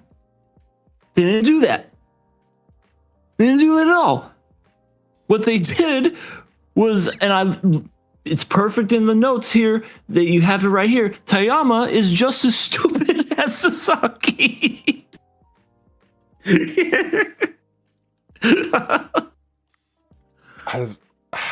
What was the point of all that? That's what I'm saying. My whole thing is, if you just want to go, are you trying to show like this was destined or whatever? Because it doesn't feel like there's any point to the backstory that we get with Yamada, because it's like, okay, they don't even remember that whole thing. This feels like what you get in high school romances, where it's like childhood friend. They used to hang out with each other. One of the girls said, "Oh, when we grow up, will you marry me?" The guy says, "Yeah," and then the guy forgets about it years later. I'm an idiot. But the girl remembers it. That whole trope, we've seen that a whole bunch of times. But in this case, it's even worse because none of them, they both don't remember each other. Right. She was like, he was a mysterious older man that smoked. Dude, Do you not see who you're hanging out with now? Oh, but he had a mysterious look about him. What was mysterious? His face was covered in shadows, even during the daylight. Shady Sasaki, man. He just he's like a mob when he's 100%. Oh yeah, you're right. Right. He's just like, and he looks so intimidating too, didn't he? He's just like, hey man, you're Back off. You're holding up the spot in line. I have to listen to your shit every fucking day when I'm just trying to get these damn mochi chips. What was with that guy? What was with that guy in the first place? Like, don't get me wrong. I know assholes exist. I'm not new to Especially in customer service. For sure. But I don't know if I've ever seen someone this volatile without any provocation. Usually, whenever I see somebody act like this, is you see it so much in the food industry when it comes to waiters, waitresses, customer service for fast food, whole bunch of rude people. And that's usually because they're impatient or something wasn't done right and they take out their frustrations. This dude came into the supermarket on bullshit. Yeah. She was like, oh, do you have your rewards card? I don't have no fucking reward card. Well, do you need a bag for? Well, bitch, yeah, I need a bag. Duh. Well, I'm gonna start back. You obviously see. Why the fuck are you putting the eggs first? I was like, what the fuck is this? This man beats his wife. That's all I'm gonna say. He literally abuses his children, and he's taking it out on this poor shopping clerk for no fucking reason. But oh god. But yeah, I thought the same thing. I'm like, yeah, this guy is annoying as hell. And yeah, I pretty much worked customer service good majority of my life. And have I dealt with people like that? Yes. You know, there's always something to it. Messed up my order. I want a refund. Just something that could easily be fixed. And it's just like, there's no reason for you to get that mad. It's like, calm down. Yeah. But and I'm not saying that people need, like, people going, you know, people carry their anger, grief, and they take it with them and they unleash it on somebody they feel that you know, is an easier target. I get that, but like, this just felt like, all right, we need a mean guy. You know what it is, EA? Let's hear it. What's the term I coined when we watched fragrant flowers? Trying to remember. It was called the something rapist. It's the romance budding rapist. He is the romance. I know it isn't in that light, but the whole point with that is basically put your heroine in danger to have male MC come save her. Yeah. Knight in shining armor. Yeah. Yep. That's pretty much the trope that we get in this. And it's even worse than the romance budding rapist, because like, they have a goal. This dude is just like an asshole from the jump. Like, I don't know what the fuck he was. Why was he so mad? What was it? And they say he does this routinely. I would not let that guy back in the store. Yeah, that's what I'm saying. I'm like, sorry. They were acting like, and I guess it's just different cultures, I guess. But they were acting like they had to kiss that dude's ass, and it's like, no. If he's doing this every time, he needs to. Someone has to do something about it. Like, it should have took Sasaki speaking up for this dude to finally be put in his place. Right. And it wasn't even like he was all that intimidating either. It just, you know. Yeah. He was just I think he said like he was just annoyed having to hear their shit while he's waiting in line. Mm-hmm. It had nothing to do with the guy being an asshole.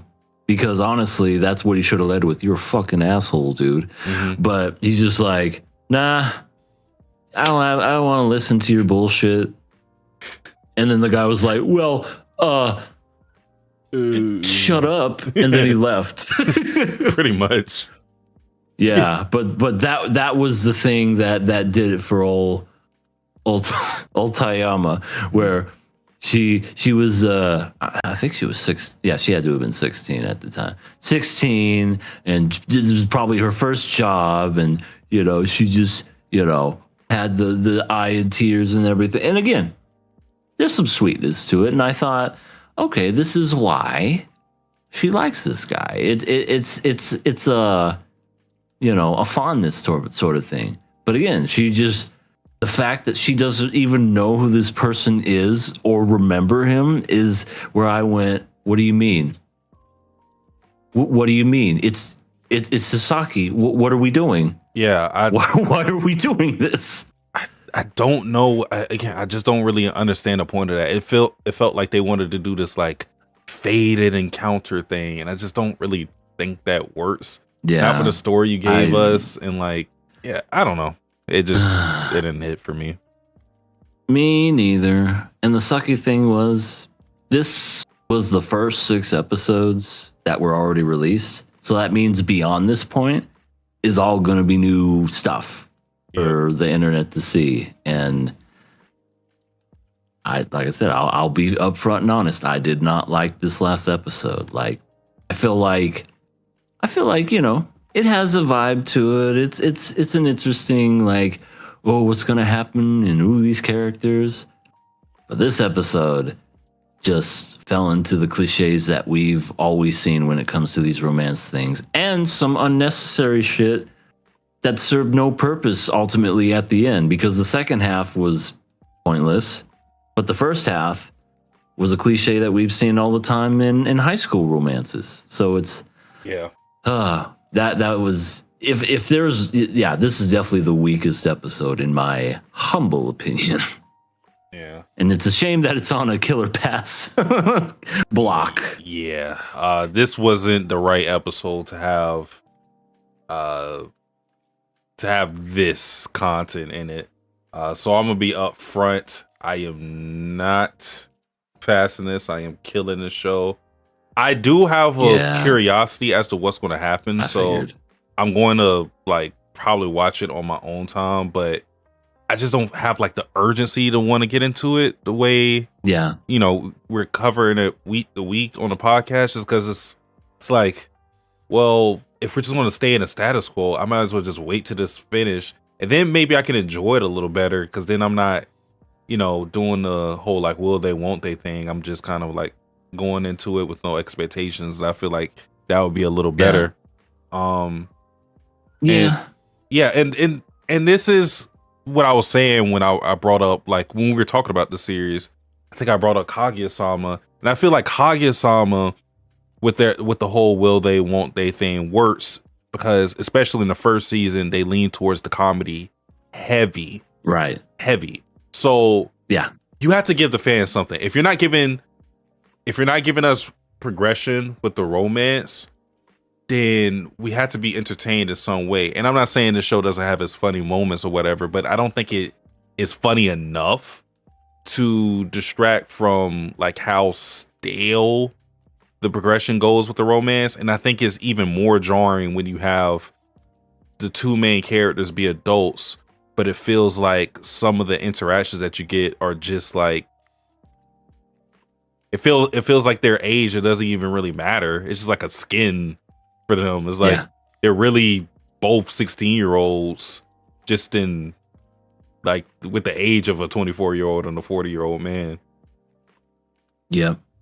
I definitely think you nailed it on the head. And I think that's why I as well am going to kill it, because I would accept this from a high school romance. The fact that these two are full-grown adults and, one's in their 40s, one's basically is the same age as I am and acts like a 16-year-old, when it comes to seeing short fucking sleeves and, all this other stuff. It's like, I want an adult romance comedy where they act like adults. I mean, I get it. Comedy, you have to have comedy. I'm fine with comedy. There's thousands of movies that are romantic comedies that we have here in America. And they're funny and they work and they're great. I wish we had the same when it came to anime. And that's why I held this one in such high regard, because I was like, oh, romance, oh, adults, oh, this is going to be interesting. And by the end, it's pretty much the same stuff that we've grown to see. And, you know, romance has evolved, honestly. Like the stuff that worked in the 90s and 2000s when it comes to anime, I feel like is a outgrown thing now. I don't think anybody likes that stuff anymore. I'm sure people still watch it and they enjoy it, but that's why the new one, you know, Fragrance and Flower, I hold that like up there with one of the best new ones, just because we have one whole season with 12 or 13 episodes and they're already together. That's like a rarity, or it was back in the day, you know, and that was never a thing. So, you know, that's, you know, I'm not saying they have to be together either. You know, don't get me wrong. What I'm getting at is I feel like it would have just been so interesting to have seen different conversations instead of, you know, Stacy's talking shit about me behind the girl bleachers. You know, it's like, how many times have we seen that? So many times. I would have loved to have been like, man, this job, or I don't know, my body and smoking in general, I need to fucking quit. That would have been great, but yeah, gonna kill it. I hate to do it, but this episode just, it did rub me the wrong way. So we're doing away with smoking buddies. Damn. So Got smoked out. No more smoking buddies. they basically smoke themselves to death. Yeah. Damn. Well, I know. Oh, do we have a kill screen or? I don't not for this. I should have put it. Wait, actually, do I have it on here? I don't know why I did that. Okay. Well then, that's the kill screen. Is that face? What? No, I don't have it. Wait, But- I do, EA. Hold Oh on. shit! All right, here we go. Kill screen.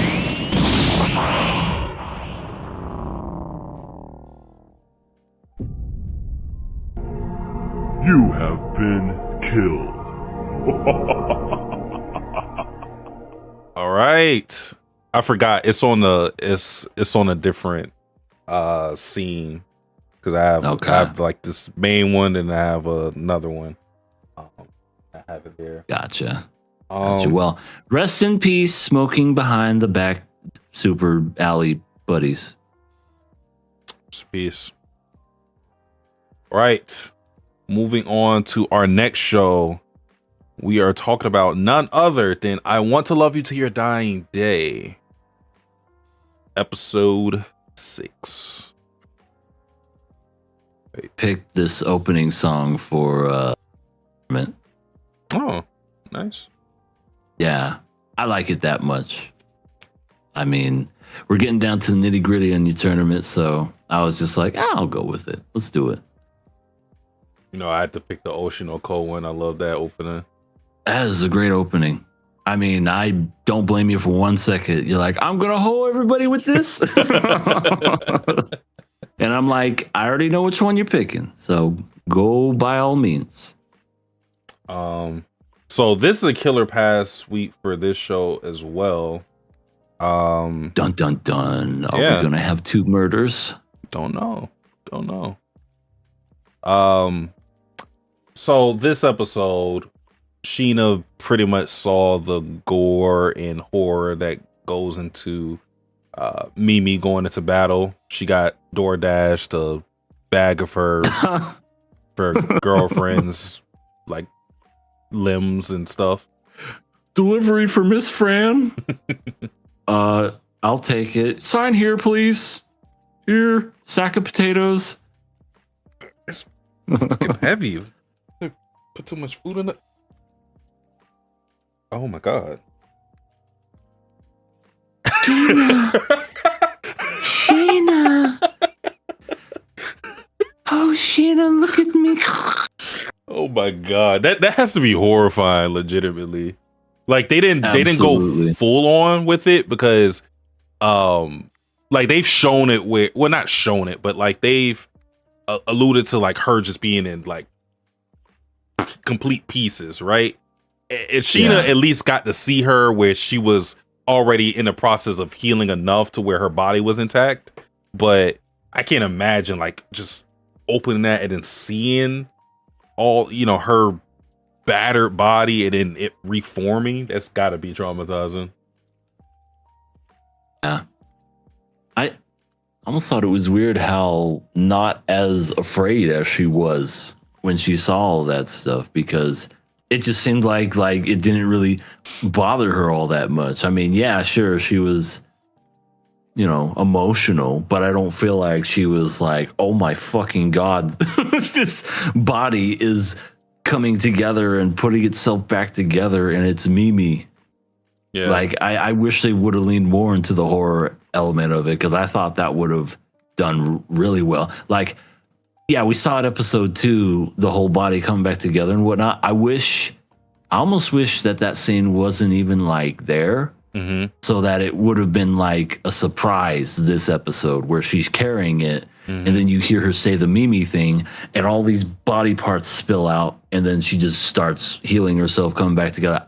That would have been like, whoa, like a mind fuck type of thing, because you already know that she can't die, but you don't get to see it. And I think that would have been cool. So they kind of like spoiled themselves a little bit by episode 2, but you know, it is what it is. Yeah, they could have definitely did better with that.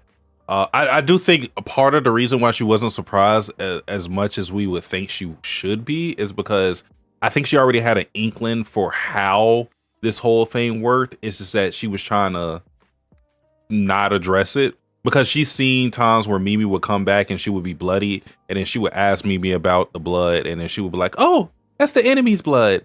And I think she knew that wasn't the case, but she kind of just like left it alone. Yeah. But hey, she got her Mimi back. Blood and body parts and all.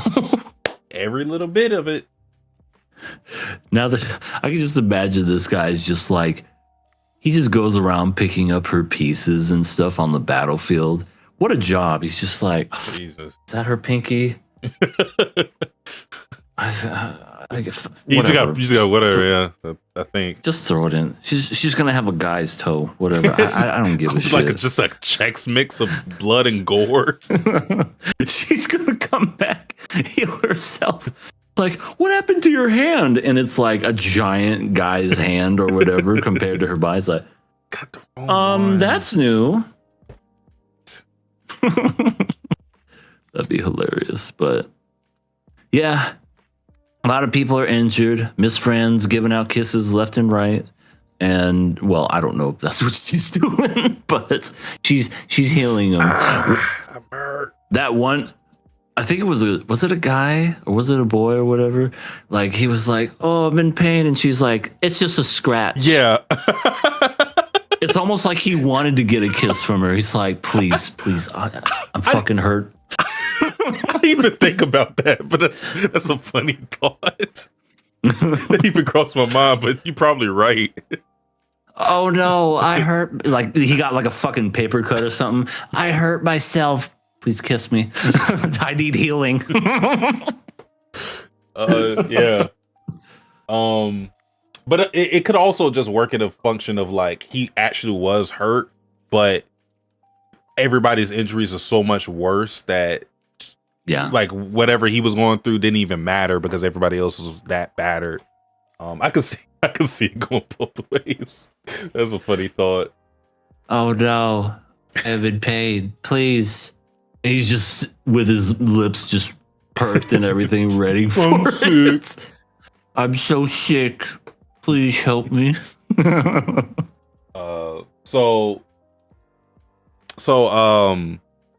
Sheena gets to see like how this whole thing works with Mimi in its full capacity. She can't run from it anymore. She ends up making her another flower crown and kind of gives like this prayer to you look over her safety and whatnot. Makes you think, because she's thinking about like, what can I do? Makes you think like it. I'm kind of going back to what I was speculating last episode. Is she going to get like some healing ability?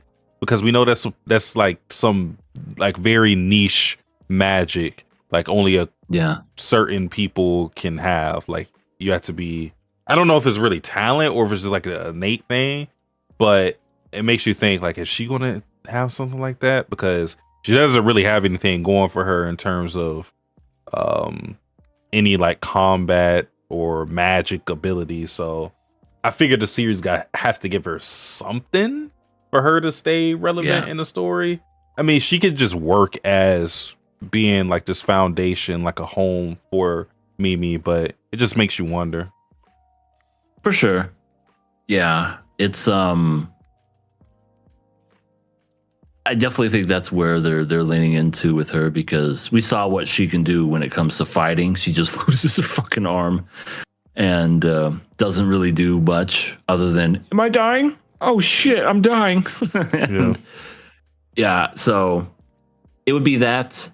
I almost feel if it is a healing thing, they'll of course have to do their first kiss type thing. You know, it'll probably be like, I mean, I know they've already kissed or whatever, but I don't know. Maybe Mimi is like hurt or something and she just does something to heal it through some kissing or something. I don't know.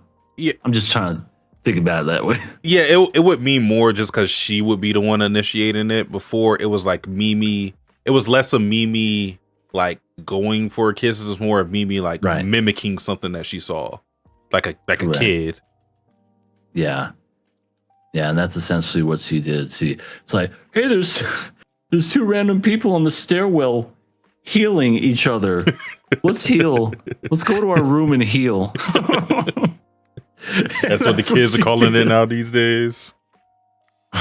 It's called healing, where they just put their mouths on each other and just heal for hours at a time. Healing.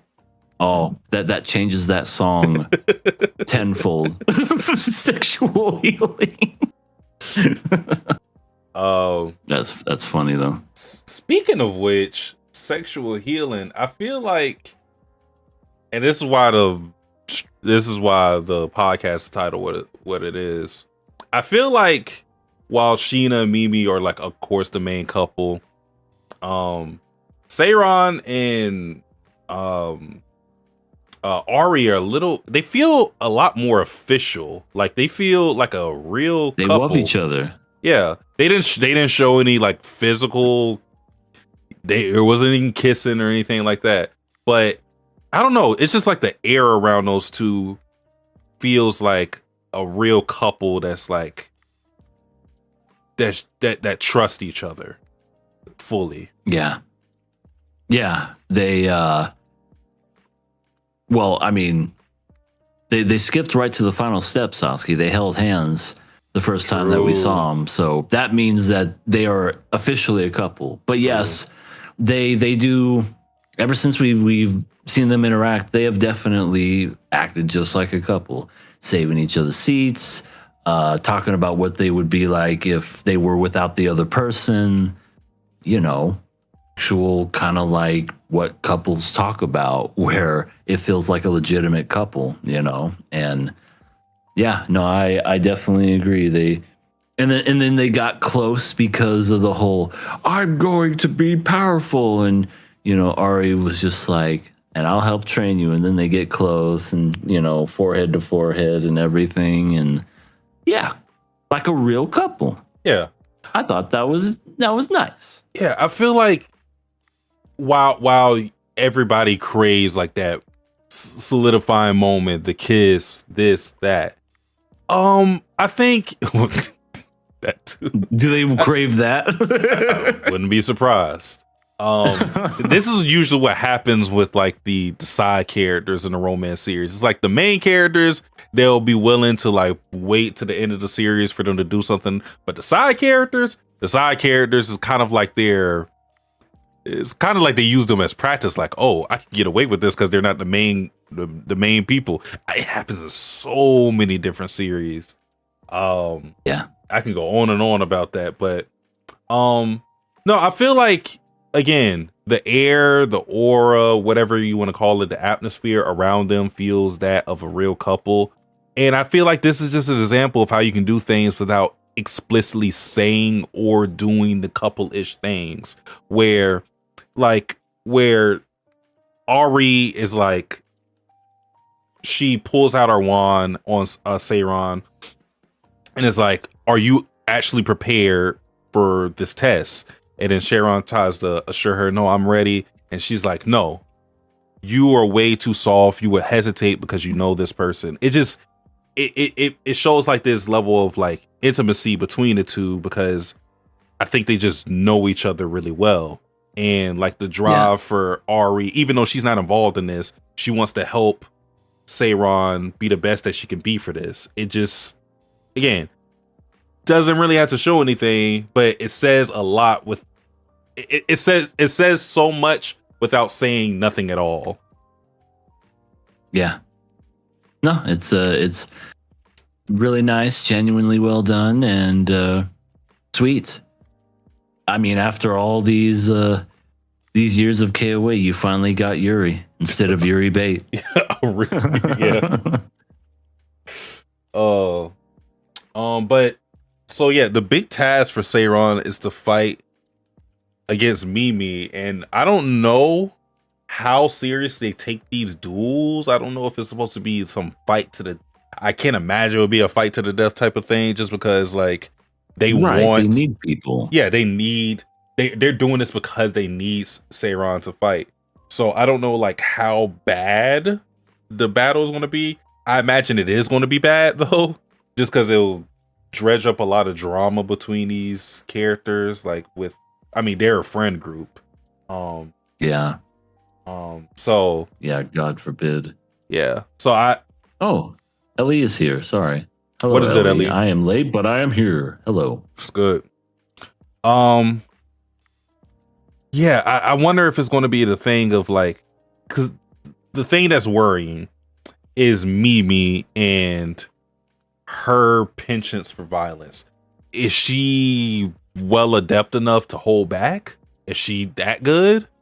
Because I can't imagine that she's ever had to be like, oh well, maybe I should not kill the person that's in front of me. She's built as a weapon, and yeah, I don't know anybody who uses a nuke to precisely kill people. Like, if you're throwing a nuke at somebody, massive damage, right? You don't use a nuke for a cockroach. So I don't know if she's going to hold back, or is she going to know how to hold back? Is what I'm saying. Yeah, I was thinking the same thing. Of all people to fight and pit to one another, because the teachers know what Mimi can do. Mm-hmm. The students don't. Well, not all of them, but it just kind of confuses me. It's like, okay, you're going to pit these two together, and maybe they're pitting them together because of the fact Mimi can't die, and maybe that's the reason why. But I can definitely see something, and maybe it won't happen now, but maybe, because it just sounds like by the end of the episodes, like, oh, they're going to do a duel. Oh, I'm rooting for you. But of course, in anime fashion, she's going to get her ass handed to her. Can you believe that? Yeah, they're going to fight, like whispers amongst the crowd and everything. And I almost feel like Mimi is going to accidentally kill this woman. And that would be definitely bad, especially because of the drama. Like you said, that could happen because of it. And, how as close a relationship that those two are, that happens. Ugh.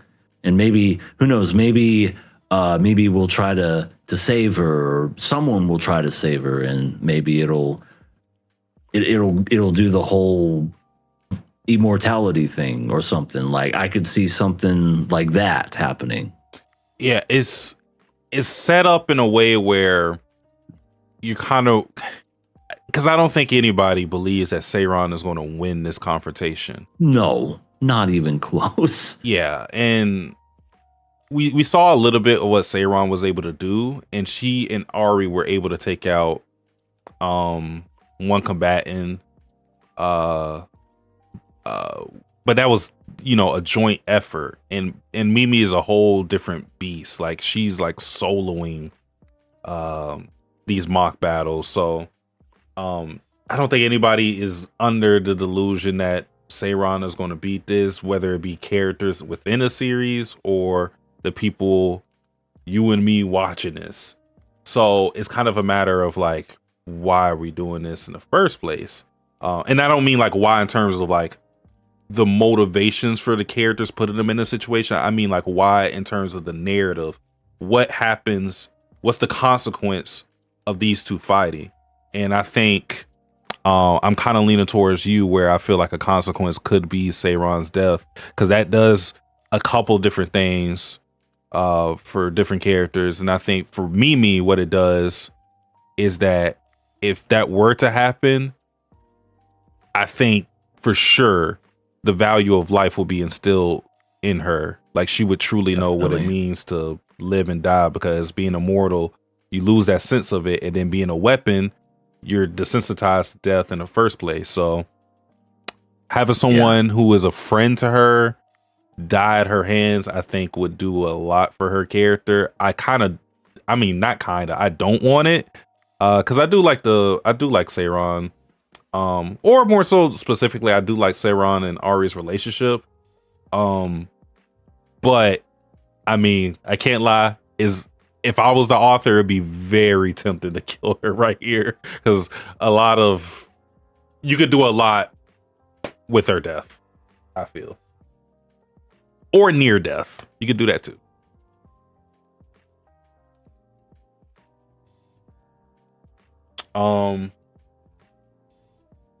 Wait a minute. What happened? Yay. Am I going? Hello? Oh no, that was EA. Okay. Hello? Yo. That was weird. Yeah, I just saw you. I just looked at the screen. I was like, I was talking, and I looked back, and then nobody was behind me. I was like, what? And I looked at the screen. You were just frozen. I was like, is he just staring at me? I was like, did I do something? And I looked at Discord. I'm real intense when it comes to your analysis, but what I was saying and what I was getting at is that I agree with you that I could see that as a way for Mimi to understand the value of life. If that's the case and they want to go that route, I don't see Seirei dying. I could see her come close to it, and maybe Mimi feels responsible for almost killing her. And then that's when the whole shift comes, where she's just like, I don't want to be a weapon anymore. And maybe she wants to rebel, and I could see that going a completely different route too. What used to be a thing about war and her being a weapon, now she's becoming more humane, and now she wants to just basically go, no, I don't want to kill anybody anymore. I'm tired of this. I think the consequence for this, I think what we're both saying, no matter how it happens, I think the consequence is that Mimi changes fundamentally. Yeah. Yep. I think so. I think that'll happen, whether it be through killing her, through not killing her, through almost killing her. Maybe a random cat just runs up and then she shoots it and goes, oh no, Mr. Whiskers. I don't know, but it just seems too lighthearted to just, oh yeah, we're just going to have a friendly duel amongst friends and ha ha ha, it's going to be great. And I'm thinking it's going to be more than that. We've had tests where people lost their fucking arms and die. And I feel like they had something else where something bad happened, or maybe not. But it seems like anytime anything happens, it's never for the good. It's for the bad. Yeah. Also, Sheena's a fence sitter. Mimi clearly asked her, "Who are you rooting for when we fight?" And then she was like, "I'll root for both of you." And then Mimi was happy. I was like, "You fucking sellout. You better root for one or the other. What is that?" You better root for the one you love over the one that you are friends with. Like, don't get me wrong. I get it. Like, I understand it because, I mean, she's known Seiron and Ari for longer than she's known Mimi. But if we want to do this whole like a romance thing with her and Mimi, you need to support her and just say like, "I want you to win." Like, nah, not both. That's a cop out answer. Yeah. I hope everybody wins. Yeah, what does that mean? It's like the Super Bowl. What does that mean for both of them to win? How's that work? Yeah. I mean, both ain't going to lose. Yeah. Only one is. But yeah. It's interesting for sure. Definitely curious to see what happens moving forward. Yeah. But this is a Killer Pass episode. Indeed. Oh my god. We're either gonna have to put it on the chopping block with smoking buddies, or we're gonna pass it like a blunt. No, I'm kidding. Like and see some more Yuri behavior. Not Yuri bait. Yuri behavior. Not Yuri bait. This isn't bait. This isn't. Oh my god, what are some of the shows that we've seen on here that were Yuri bait? Adachi Tushimamura. That was Yuri bait? I thought that was Yuri. It is actually Yuri, but they don't. You remember the I'm in best friends with you episode? Oh my god. Yes. How about Licorice Recoil? That was another Yuri bait anime. Nah, that is true Yuri bait. That, like, if there's a definition in the dictionary, it's like, what is Yuri bait? Look at that anime. Yeah. Oy, oy, oy. But no, now we got ourselves Yuri, not the disgusting brother from Spy Family, but the genre. So, I guess I'll go first since you went first last time. This show's definitely been different than what I expected. I didn't know what to think of it. You know, Yuri's not my go-to when it comes to anime, but I'm always willing to give things a chance, even if I don't normally watch it. That's why some of my anime choices became some of my favorites, because I gave them a choice. Or a chance, not a choice. You have a choice. But anyway, we all have a choice. But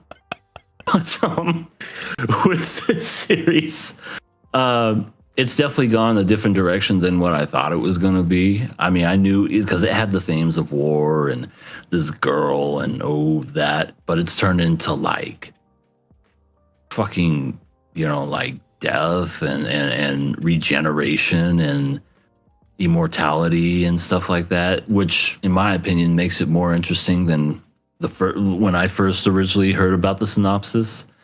And because of that, I'm interested, and I definitely want to see what happens the next 3 episodes. Like everything's happy-go-lucky right now, but I definitely feel like it's going to get a little worse. Because I keep saying that, but there's just, I don't know, this unease that's going on in the background where I'm just like, something bad is going to happen. I just know it. So I want to be there for when the bad happens. So I'm going to pass. I know I'm evil. I'm sorry. I am also passing as well. This hasn't been my favorite show this season, but I enjoyed it. I feel like the 2 last episodes have actually trended upwards for me, because I think, by the 3rd episode or so, I was kind of like, I think this show could have been a lot better than what is being presented as right now. Because I wasn't, and I'm still not like crazy about the romance between the main character Sheena and Mimi. But I think some of the other themes that they're carrying, just like dealing with tragedy, war, grief, and having like Sheena be like this moral compass for Mimi. I think it works pretty well. And I'm pretty satisfied with just if I'm not getting the romance from Sheena and Mimi in the way I usually would like it, I am kind of getting it with Seiran and Ari, and that's pretty satisfying. So yeah, I enjoy this show, and I'm passing it. Pass screen.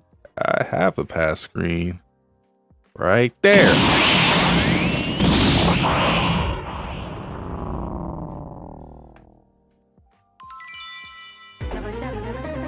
You pass this time. Alrighty. What the? Oh, okay. Alrighty. Our last show of the night is none other than Sparks of Tomorrow, episode 7. EA, Yes, sir. I got one question for you. Lay it on me. Where was the ass? He was sitting on it most of the episode. No, I You can't have know, that. he was. I need it in the lens. We need the producers. We need more ass. What are we getting now? We ain't getting ass. We need more of it. But sir, this was a more pivotal plot and story in this particular episode. I need a chase. Both. I need both full view in front of the screen. No questions asked. But he was sitting down the whole time. I don't care. We need it from somewhere. He should have hit a bump and we should have seen it go. I mean, we had Kenko on a bike. And then he had his ass. Oh, right.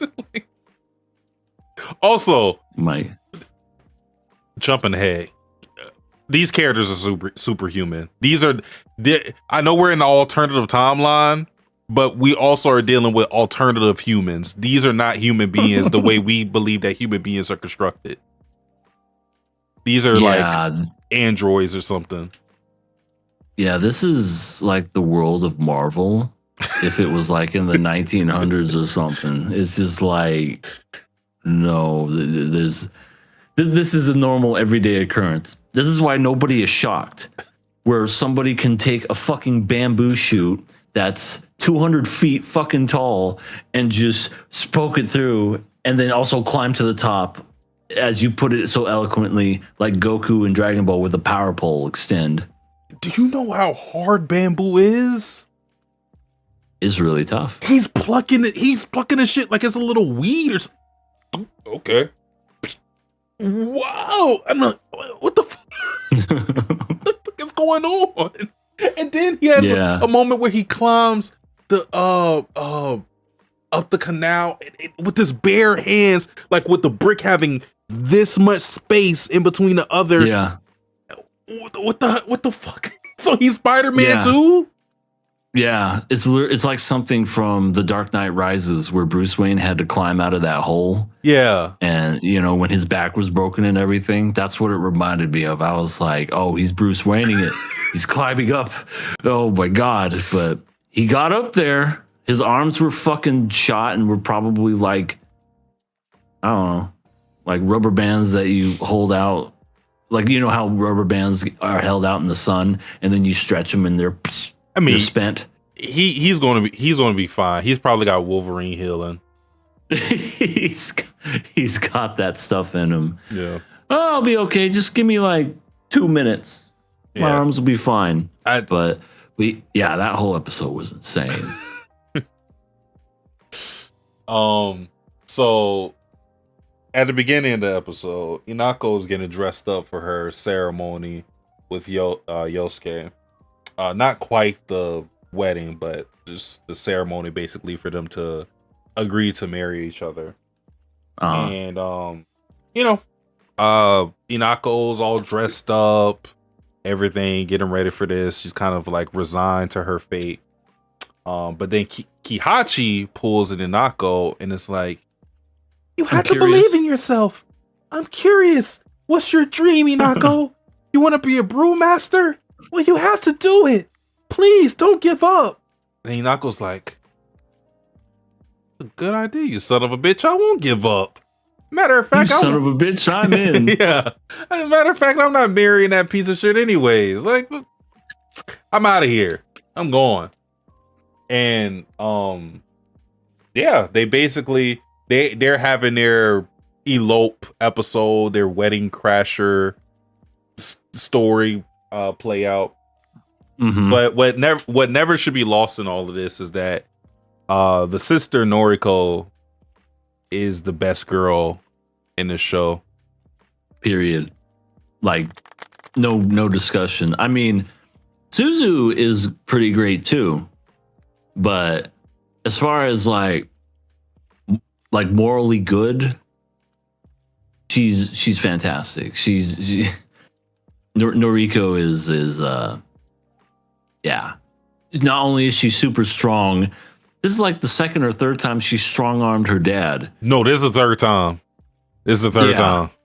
Because we had the concert, I'm assuming the first time she ran away. Yeah, when she was on the roof. Yeah, and now this time.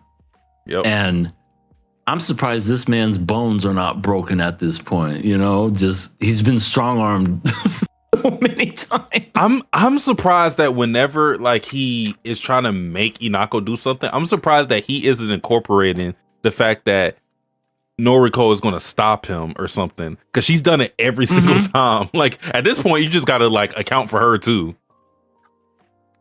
I'm just waiting for him to just, act all triumphant, and then Noriko's going to turn the corner and he's just going to go, never mind. Just glares at him. You know what I mean? Like, yeah. Like freaks. I'm sorry. You can do whatever you want, Inako. And then just runs away like a screaming coward. Yeah.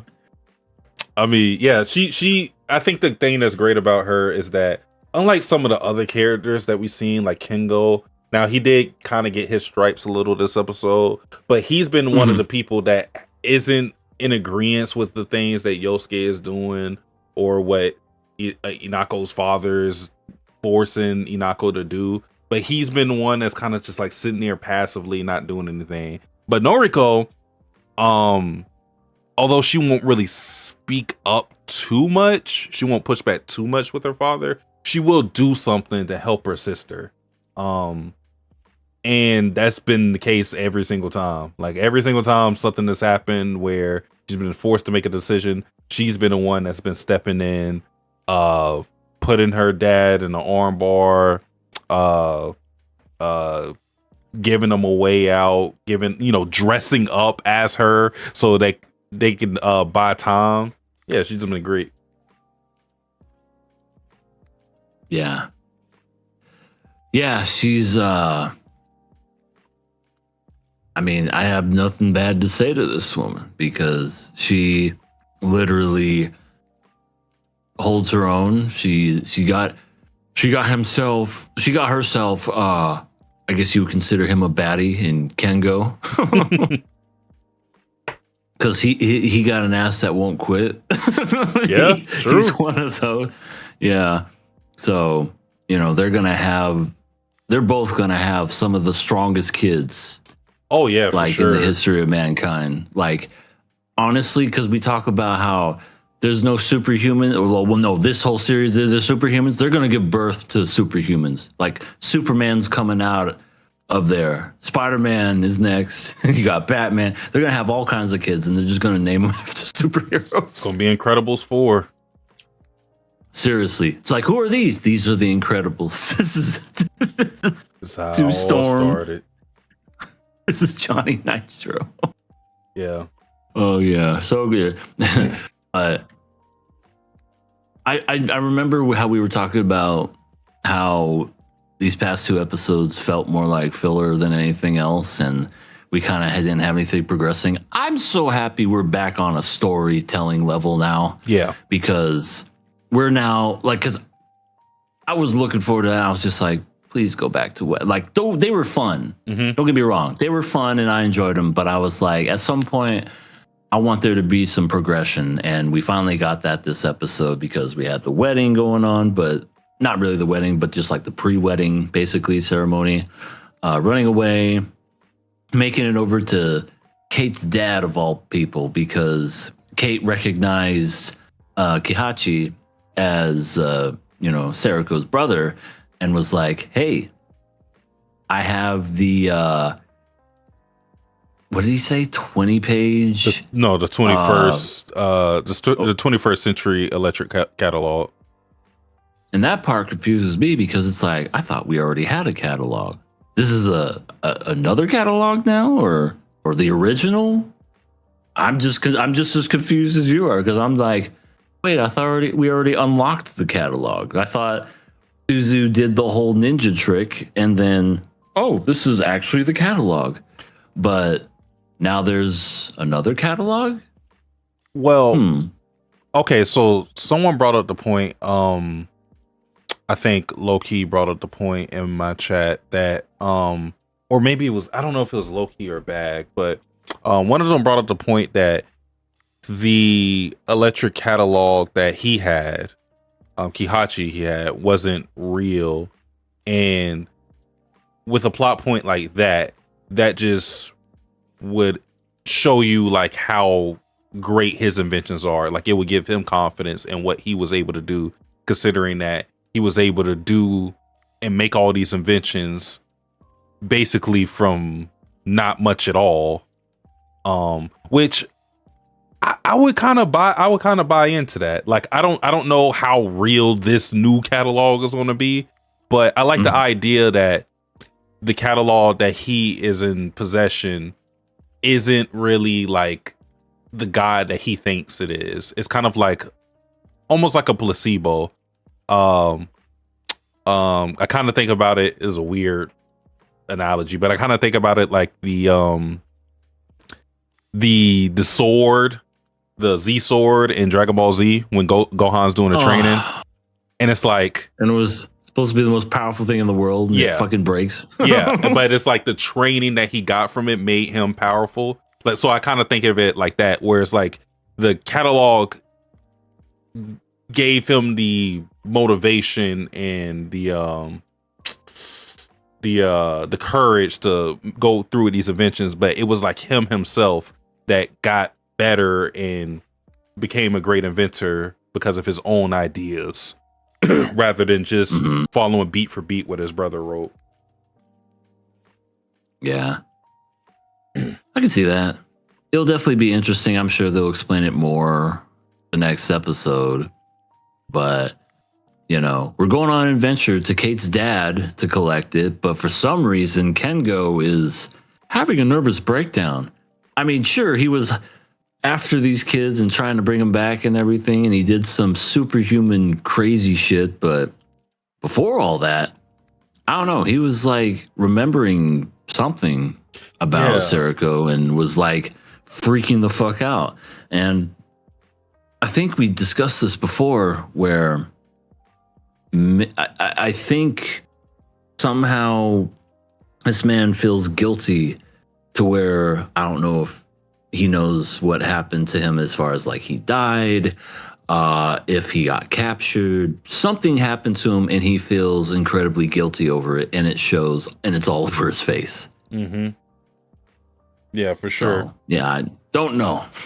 I don't know exactly what's going on with the teacher specifically, because there was something weird going on. Because when Kengo was like, he was about to throw up, he held this letter that was addressed towards Noriko, and he, like, some of the flashes you saw was of the teacher Stuart Smith. So I don't know why. First and foremost, why is Stuart even in possession of this? Because you would think, even if he is a professor for Seiroku and the Kengo and Yosuke, all of them, why did he trust him enough to put it in his possession? Because we thought that he trusted Noriko enough for it, but now he supposedly trusted his teacher too. Like, what's going on exactly? Is this like some puzzle thing going on? or is I don't know. I have no clue. Me neither. The plot thickens, the mystery unravels, and I have no idea. Yeah. All I know is we invented the first ever motor boat with a battery. Mm-hmm. So that was a fun little sequence. Just the old chase scene down the river. The thing about chase scenes, and this is usually when you have like a taxi driver or something like that, they always do like these crazy scenes, and I always think like, how does the normal person in the situation feel? And Right, like, because this dude is driving them the entire time. There is a bamboo stick that his boat gets impaled with a bamboo stick, and he's kind of just like trudging on like this is normal. Like he's just like he's not like, hey, you guys got to pay me extra. He's just like, just do my job. Like the fuck? Kids these days. And then he's like, even when they're coming up with a plan, like, oh yeah, we had to like go up because if we keep going down this path, like all Yosuke's ships are gonna intercept us. Like he's like, oh, yeah, you just go up there, you'll be good. It's like, what the fuck? Why are you in this plan now? He traffics a bunch of people. He knows how to get people out. Maybe, but you would think he would charge extra for that. You would think, but I mean, that's probably why he doesn't freak out. He's like, I've seen worse. Maybe. I've seen fucking worse. Maybe. That's actually scary to think about. He legitimately wasn't phased by like the bamboo shenanigans, so he probably has seen worse. Yeah. Like this was nothing to him. It's like, bamboo, please. Talk to me when we're talking fire. Another Tuesday, another regular day. Oh, by the way, there's a little hole up here, a little chute. Just go up there, you'll be able to escape. How do you know this?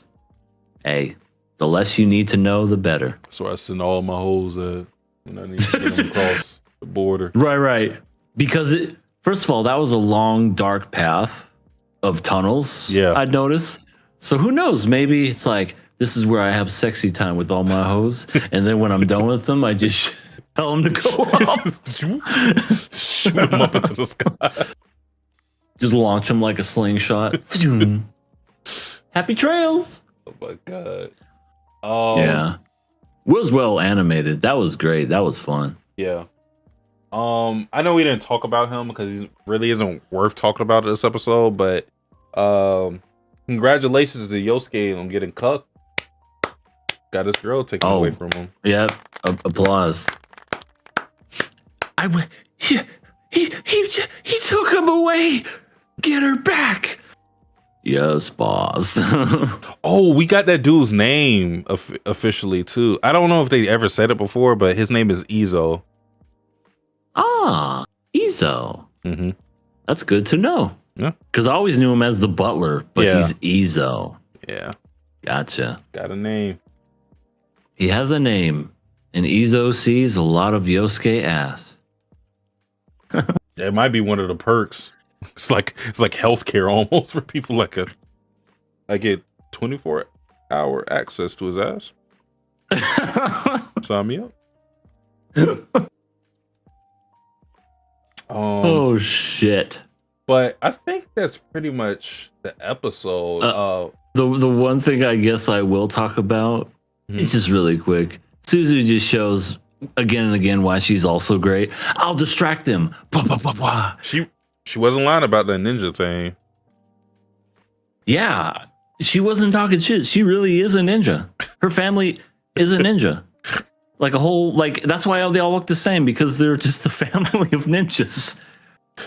I mean, she did have those hand seals down pat, so like I won't ever doubt her. She had the hand seals. She had the ash thing, the ash trick that she knew, and now she just has like smoke screens just in her pocket for no reason. Like, yeah, yeah, and she's also super strong, because when you notice how all of them were trudging along, like, oh god, it's so hot or whatever, she's wearing a kimono and is like not phased at all. She's just like, don't worry, we're almost there. Yep. Like not even like not breaking a sweat or even having to catch her breath. Yeah.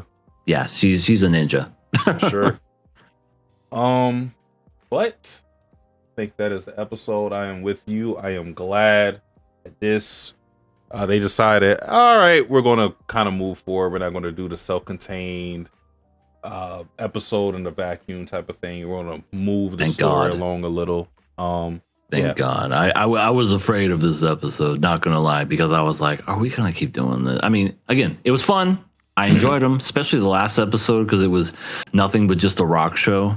But eventually, at some point, we got to get to the story. So, yeah, glad we got back on track. Alrighty. So that are the shows for tonight. But the podcast has one more little segment that you guys may not be aware of because it's been a minute. But we have viewer questions. Yeah, viewer questions. You can ask any viewer questions you want because we have it down there in the submit your questions form. It's in the links in our down in the video and stuff. So what the we fuck? have wait before you say what? that before you do that. Okay, there we go. I had to like whenever I would What put did it on you a do? different whenever I would put it on a different screen, it was showing the pass sign, and I was like, why is it doing? It was doing a pass screen. I was like, why is it doing it? But I fixed it. All right, technical difficulties, folks. No big deal. We're all hopefully good now. We got two questions. First question: what stakes in manga hit as hard as death for you, or as great of a consequence? Okay, what's basically in manga? What stakes in manga, or I guess in this case it could be anime too, because whatever. We'll just put it as both. Hit as hard as death for you, or as great of a consequence. I guess like what's a huge sacrifice, I guess is what I'm understanding from that question. I mean, I feel like it's anything that's like anything that's consequential. I would say the reason why people latch on for death as a stake in most anime and manga is because it's supposedly final. Because there's other series like Dragon Ball where it's not really a final thing. But most series, death is the most finality consequence that you could have. So for me, it could be a lot of different things that are just when you have that moment, when you have that stake, when you have it, it means that something changes.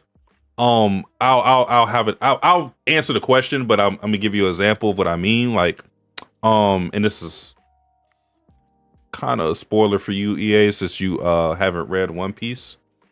But go for it.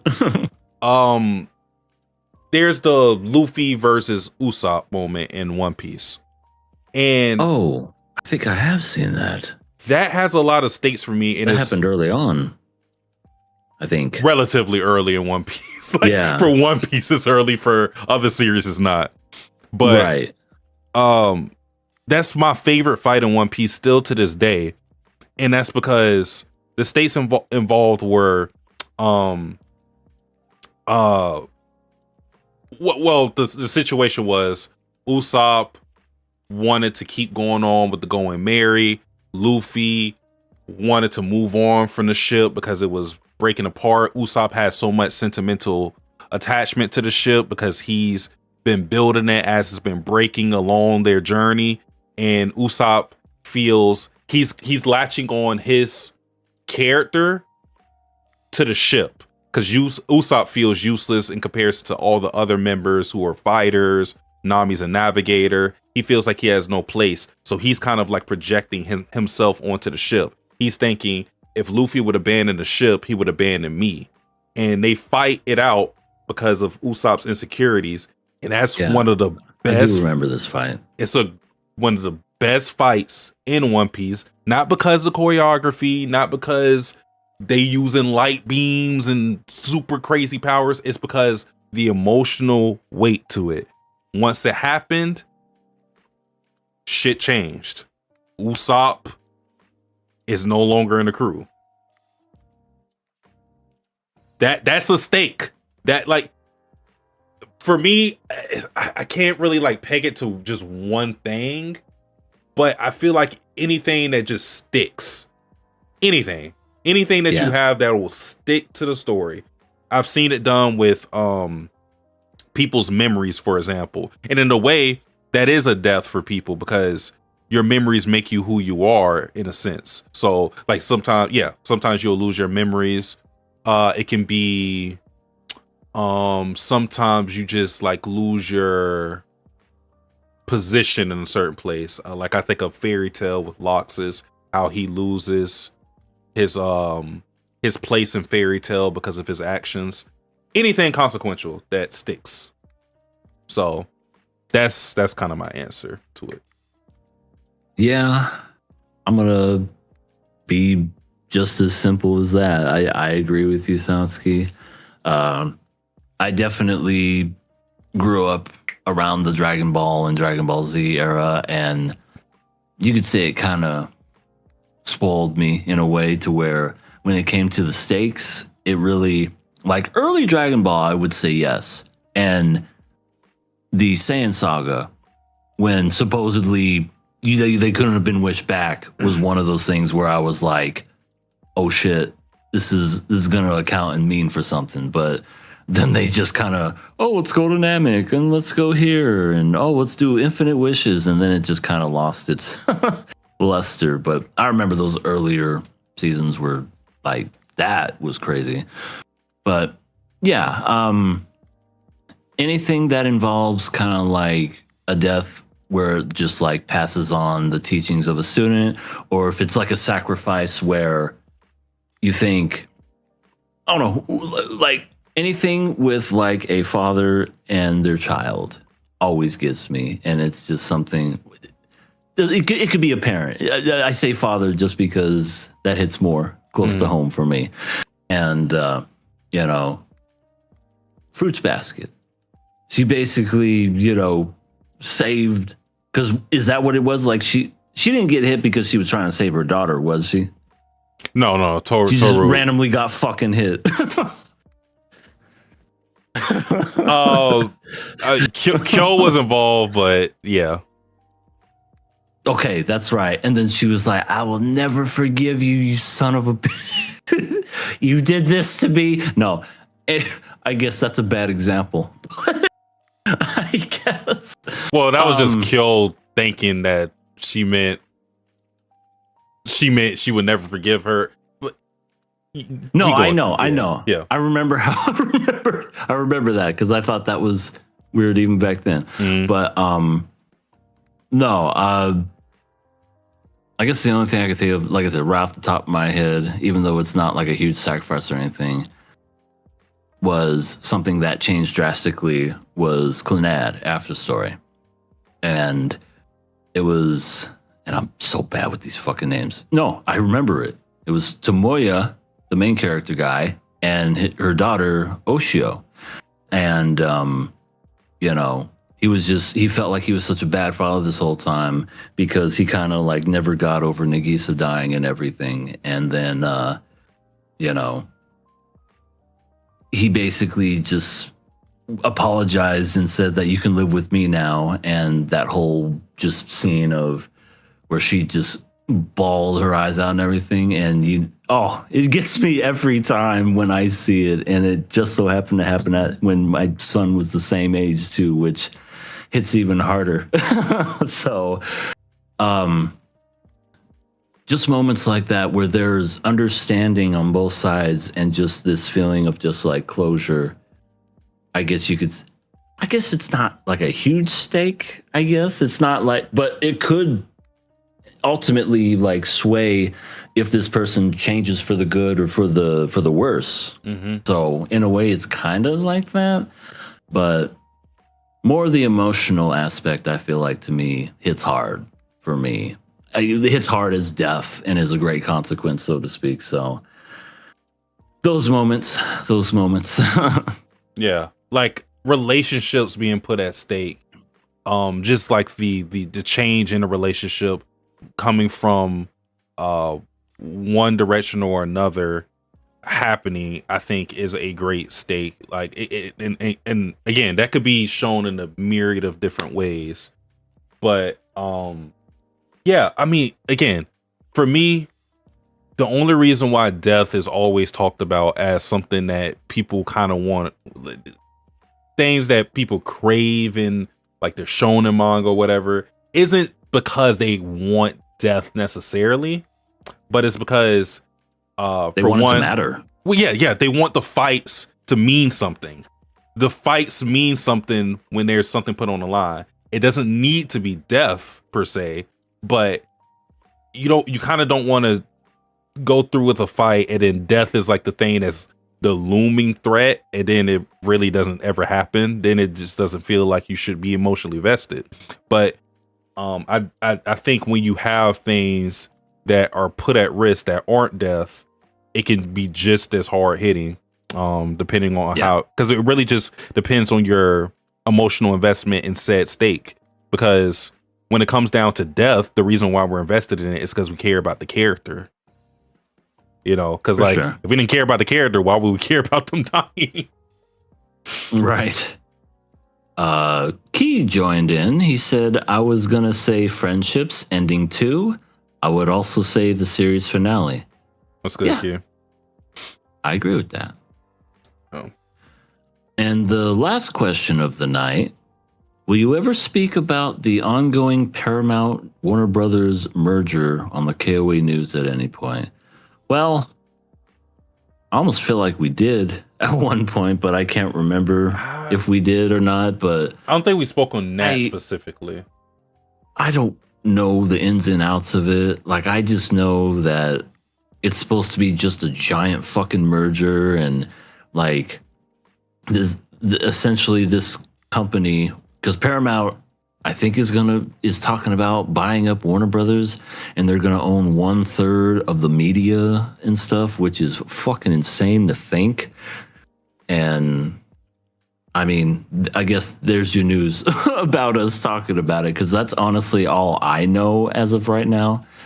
But I don't think it's gone through because, there's some legalities to it, because, monopolies and stuff, I think that's what it comes down to. So, but I guess if you were to ask my opinion about it, do I think it's good? I don't like any mergers, to be honest. I think the fact that there should be competition amongst companies should be there. There shouldn't be an absorption of all these companies so that there's no competition. Yeah. I mean, that it's like when Disney bought up Pixar. Pixar was kicking their ass for a long time, and then Disney was like, well, I guess we're going to buy them. And then Marvel was doing great. Well, I guess we're going to buy them. And then it just became another thing and another thing. And it's like Disney doesn't even have to try. They just let other companies try for them. They're not doing anything. And I don't know. I just don't care for that very much. Yeah. Competition breeds progression. We have everything under a monolith, then everything just remains in stagnation, and that's kind of what even if it's not stagnation, it'll just be like things going down for the worse, as we kind of seen with Crunchyroll and the Right Stuff situation, raising the prices. We've seen this whole story play out before. Yep.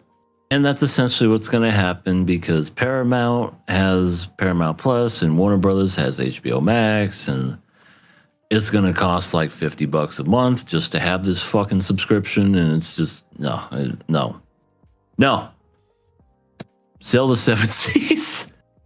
But it sucks, because it's like, I want to support these indie movies and stuff, but then if they're like under a brand that's under like Paramount or Warner Brothers, you're just like,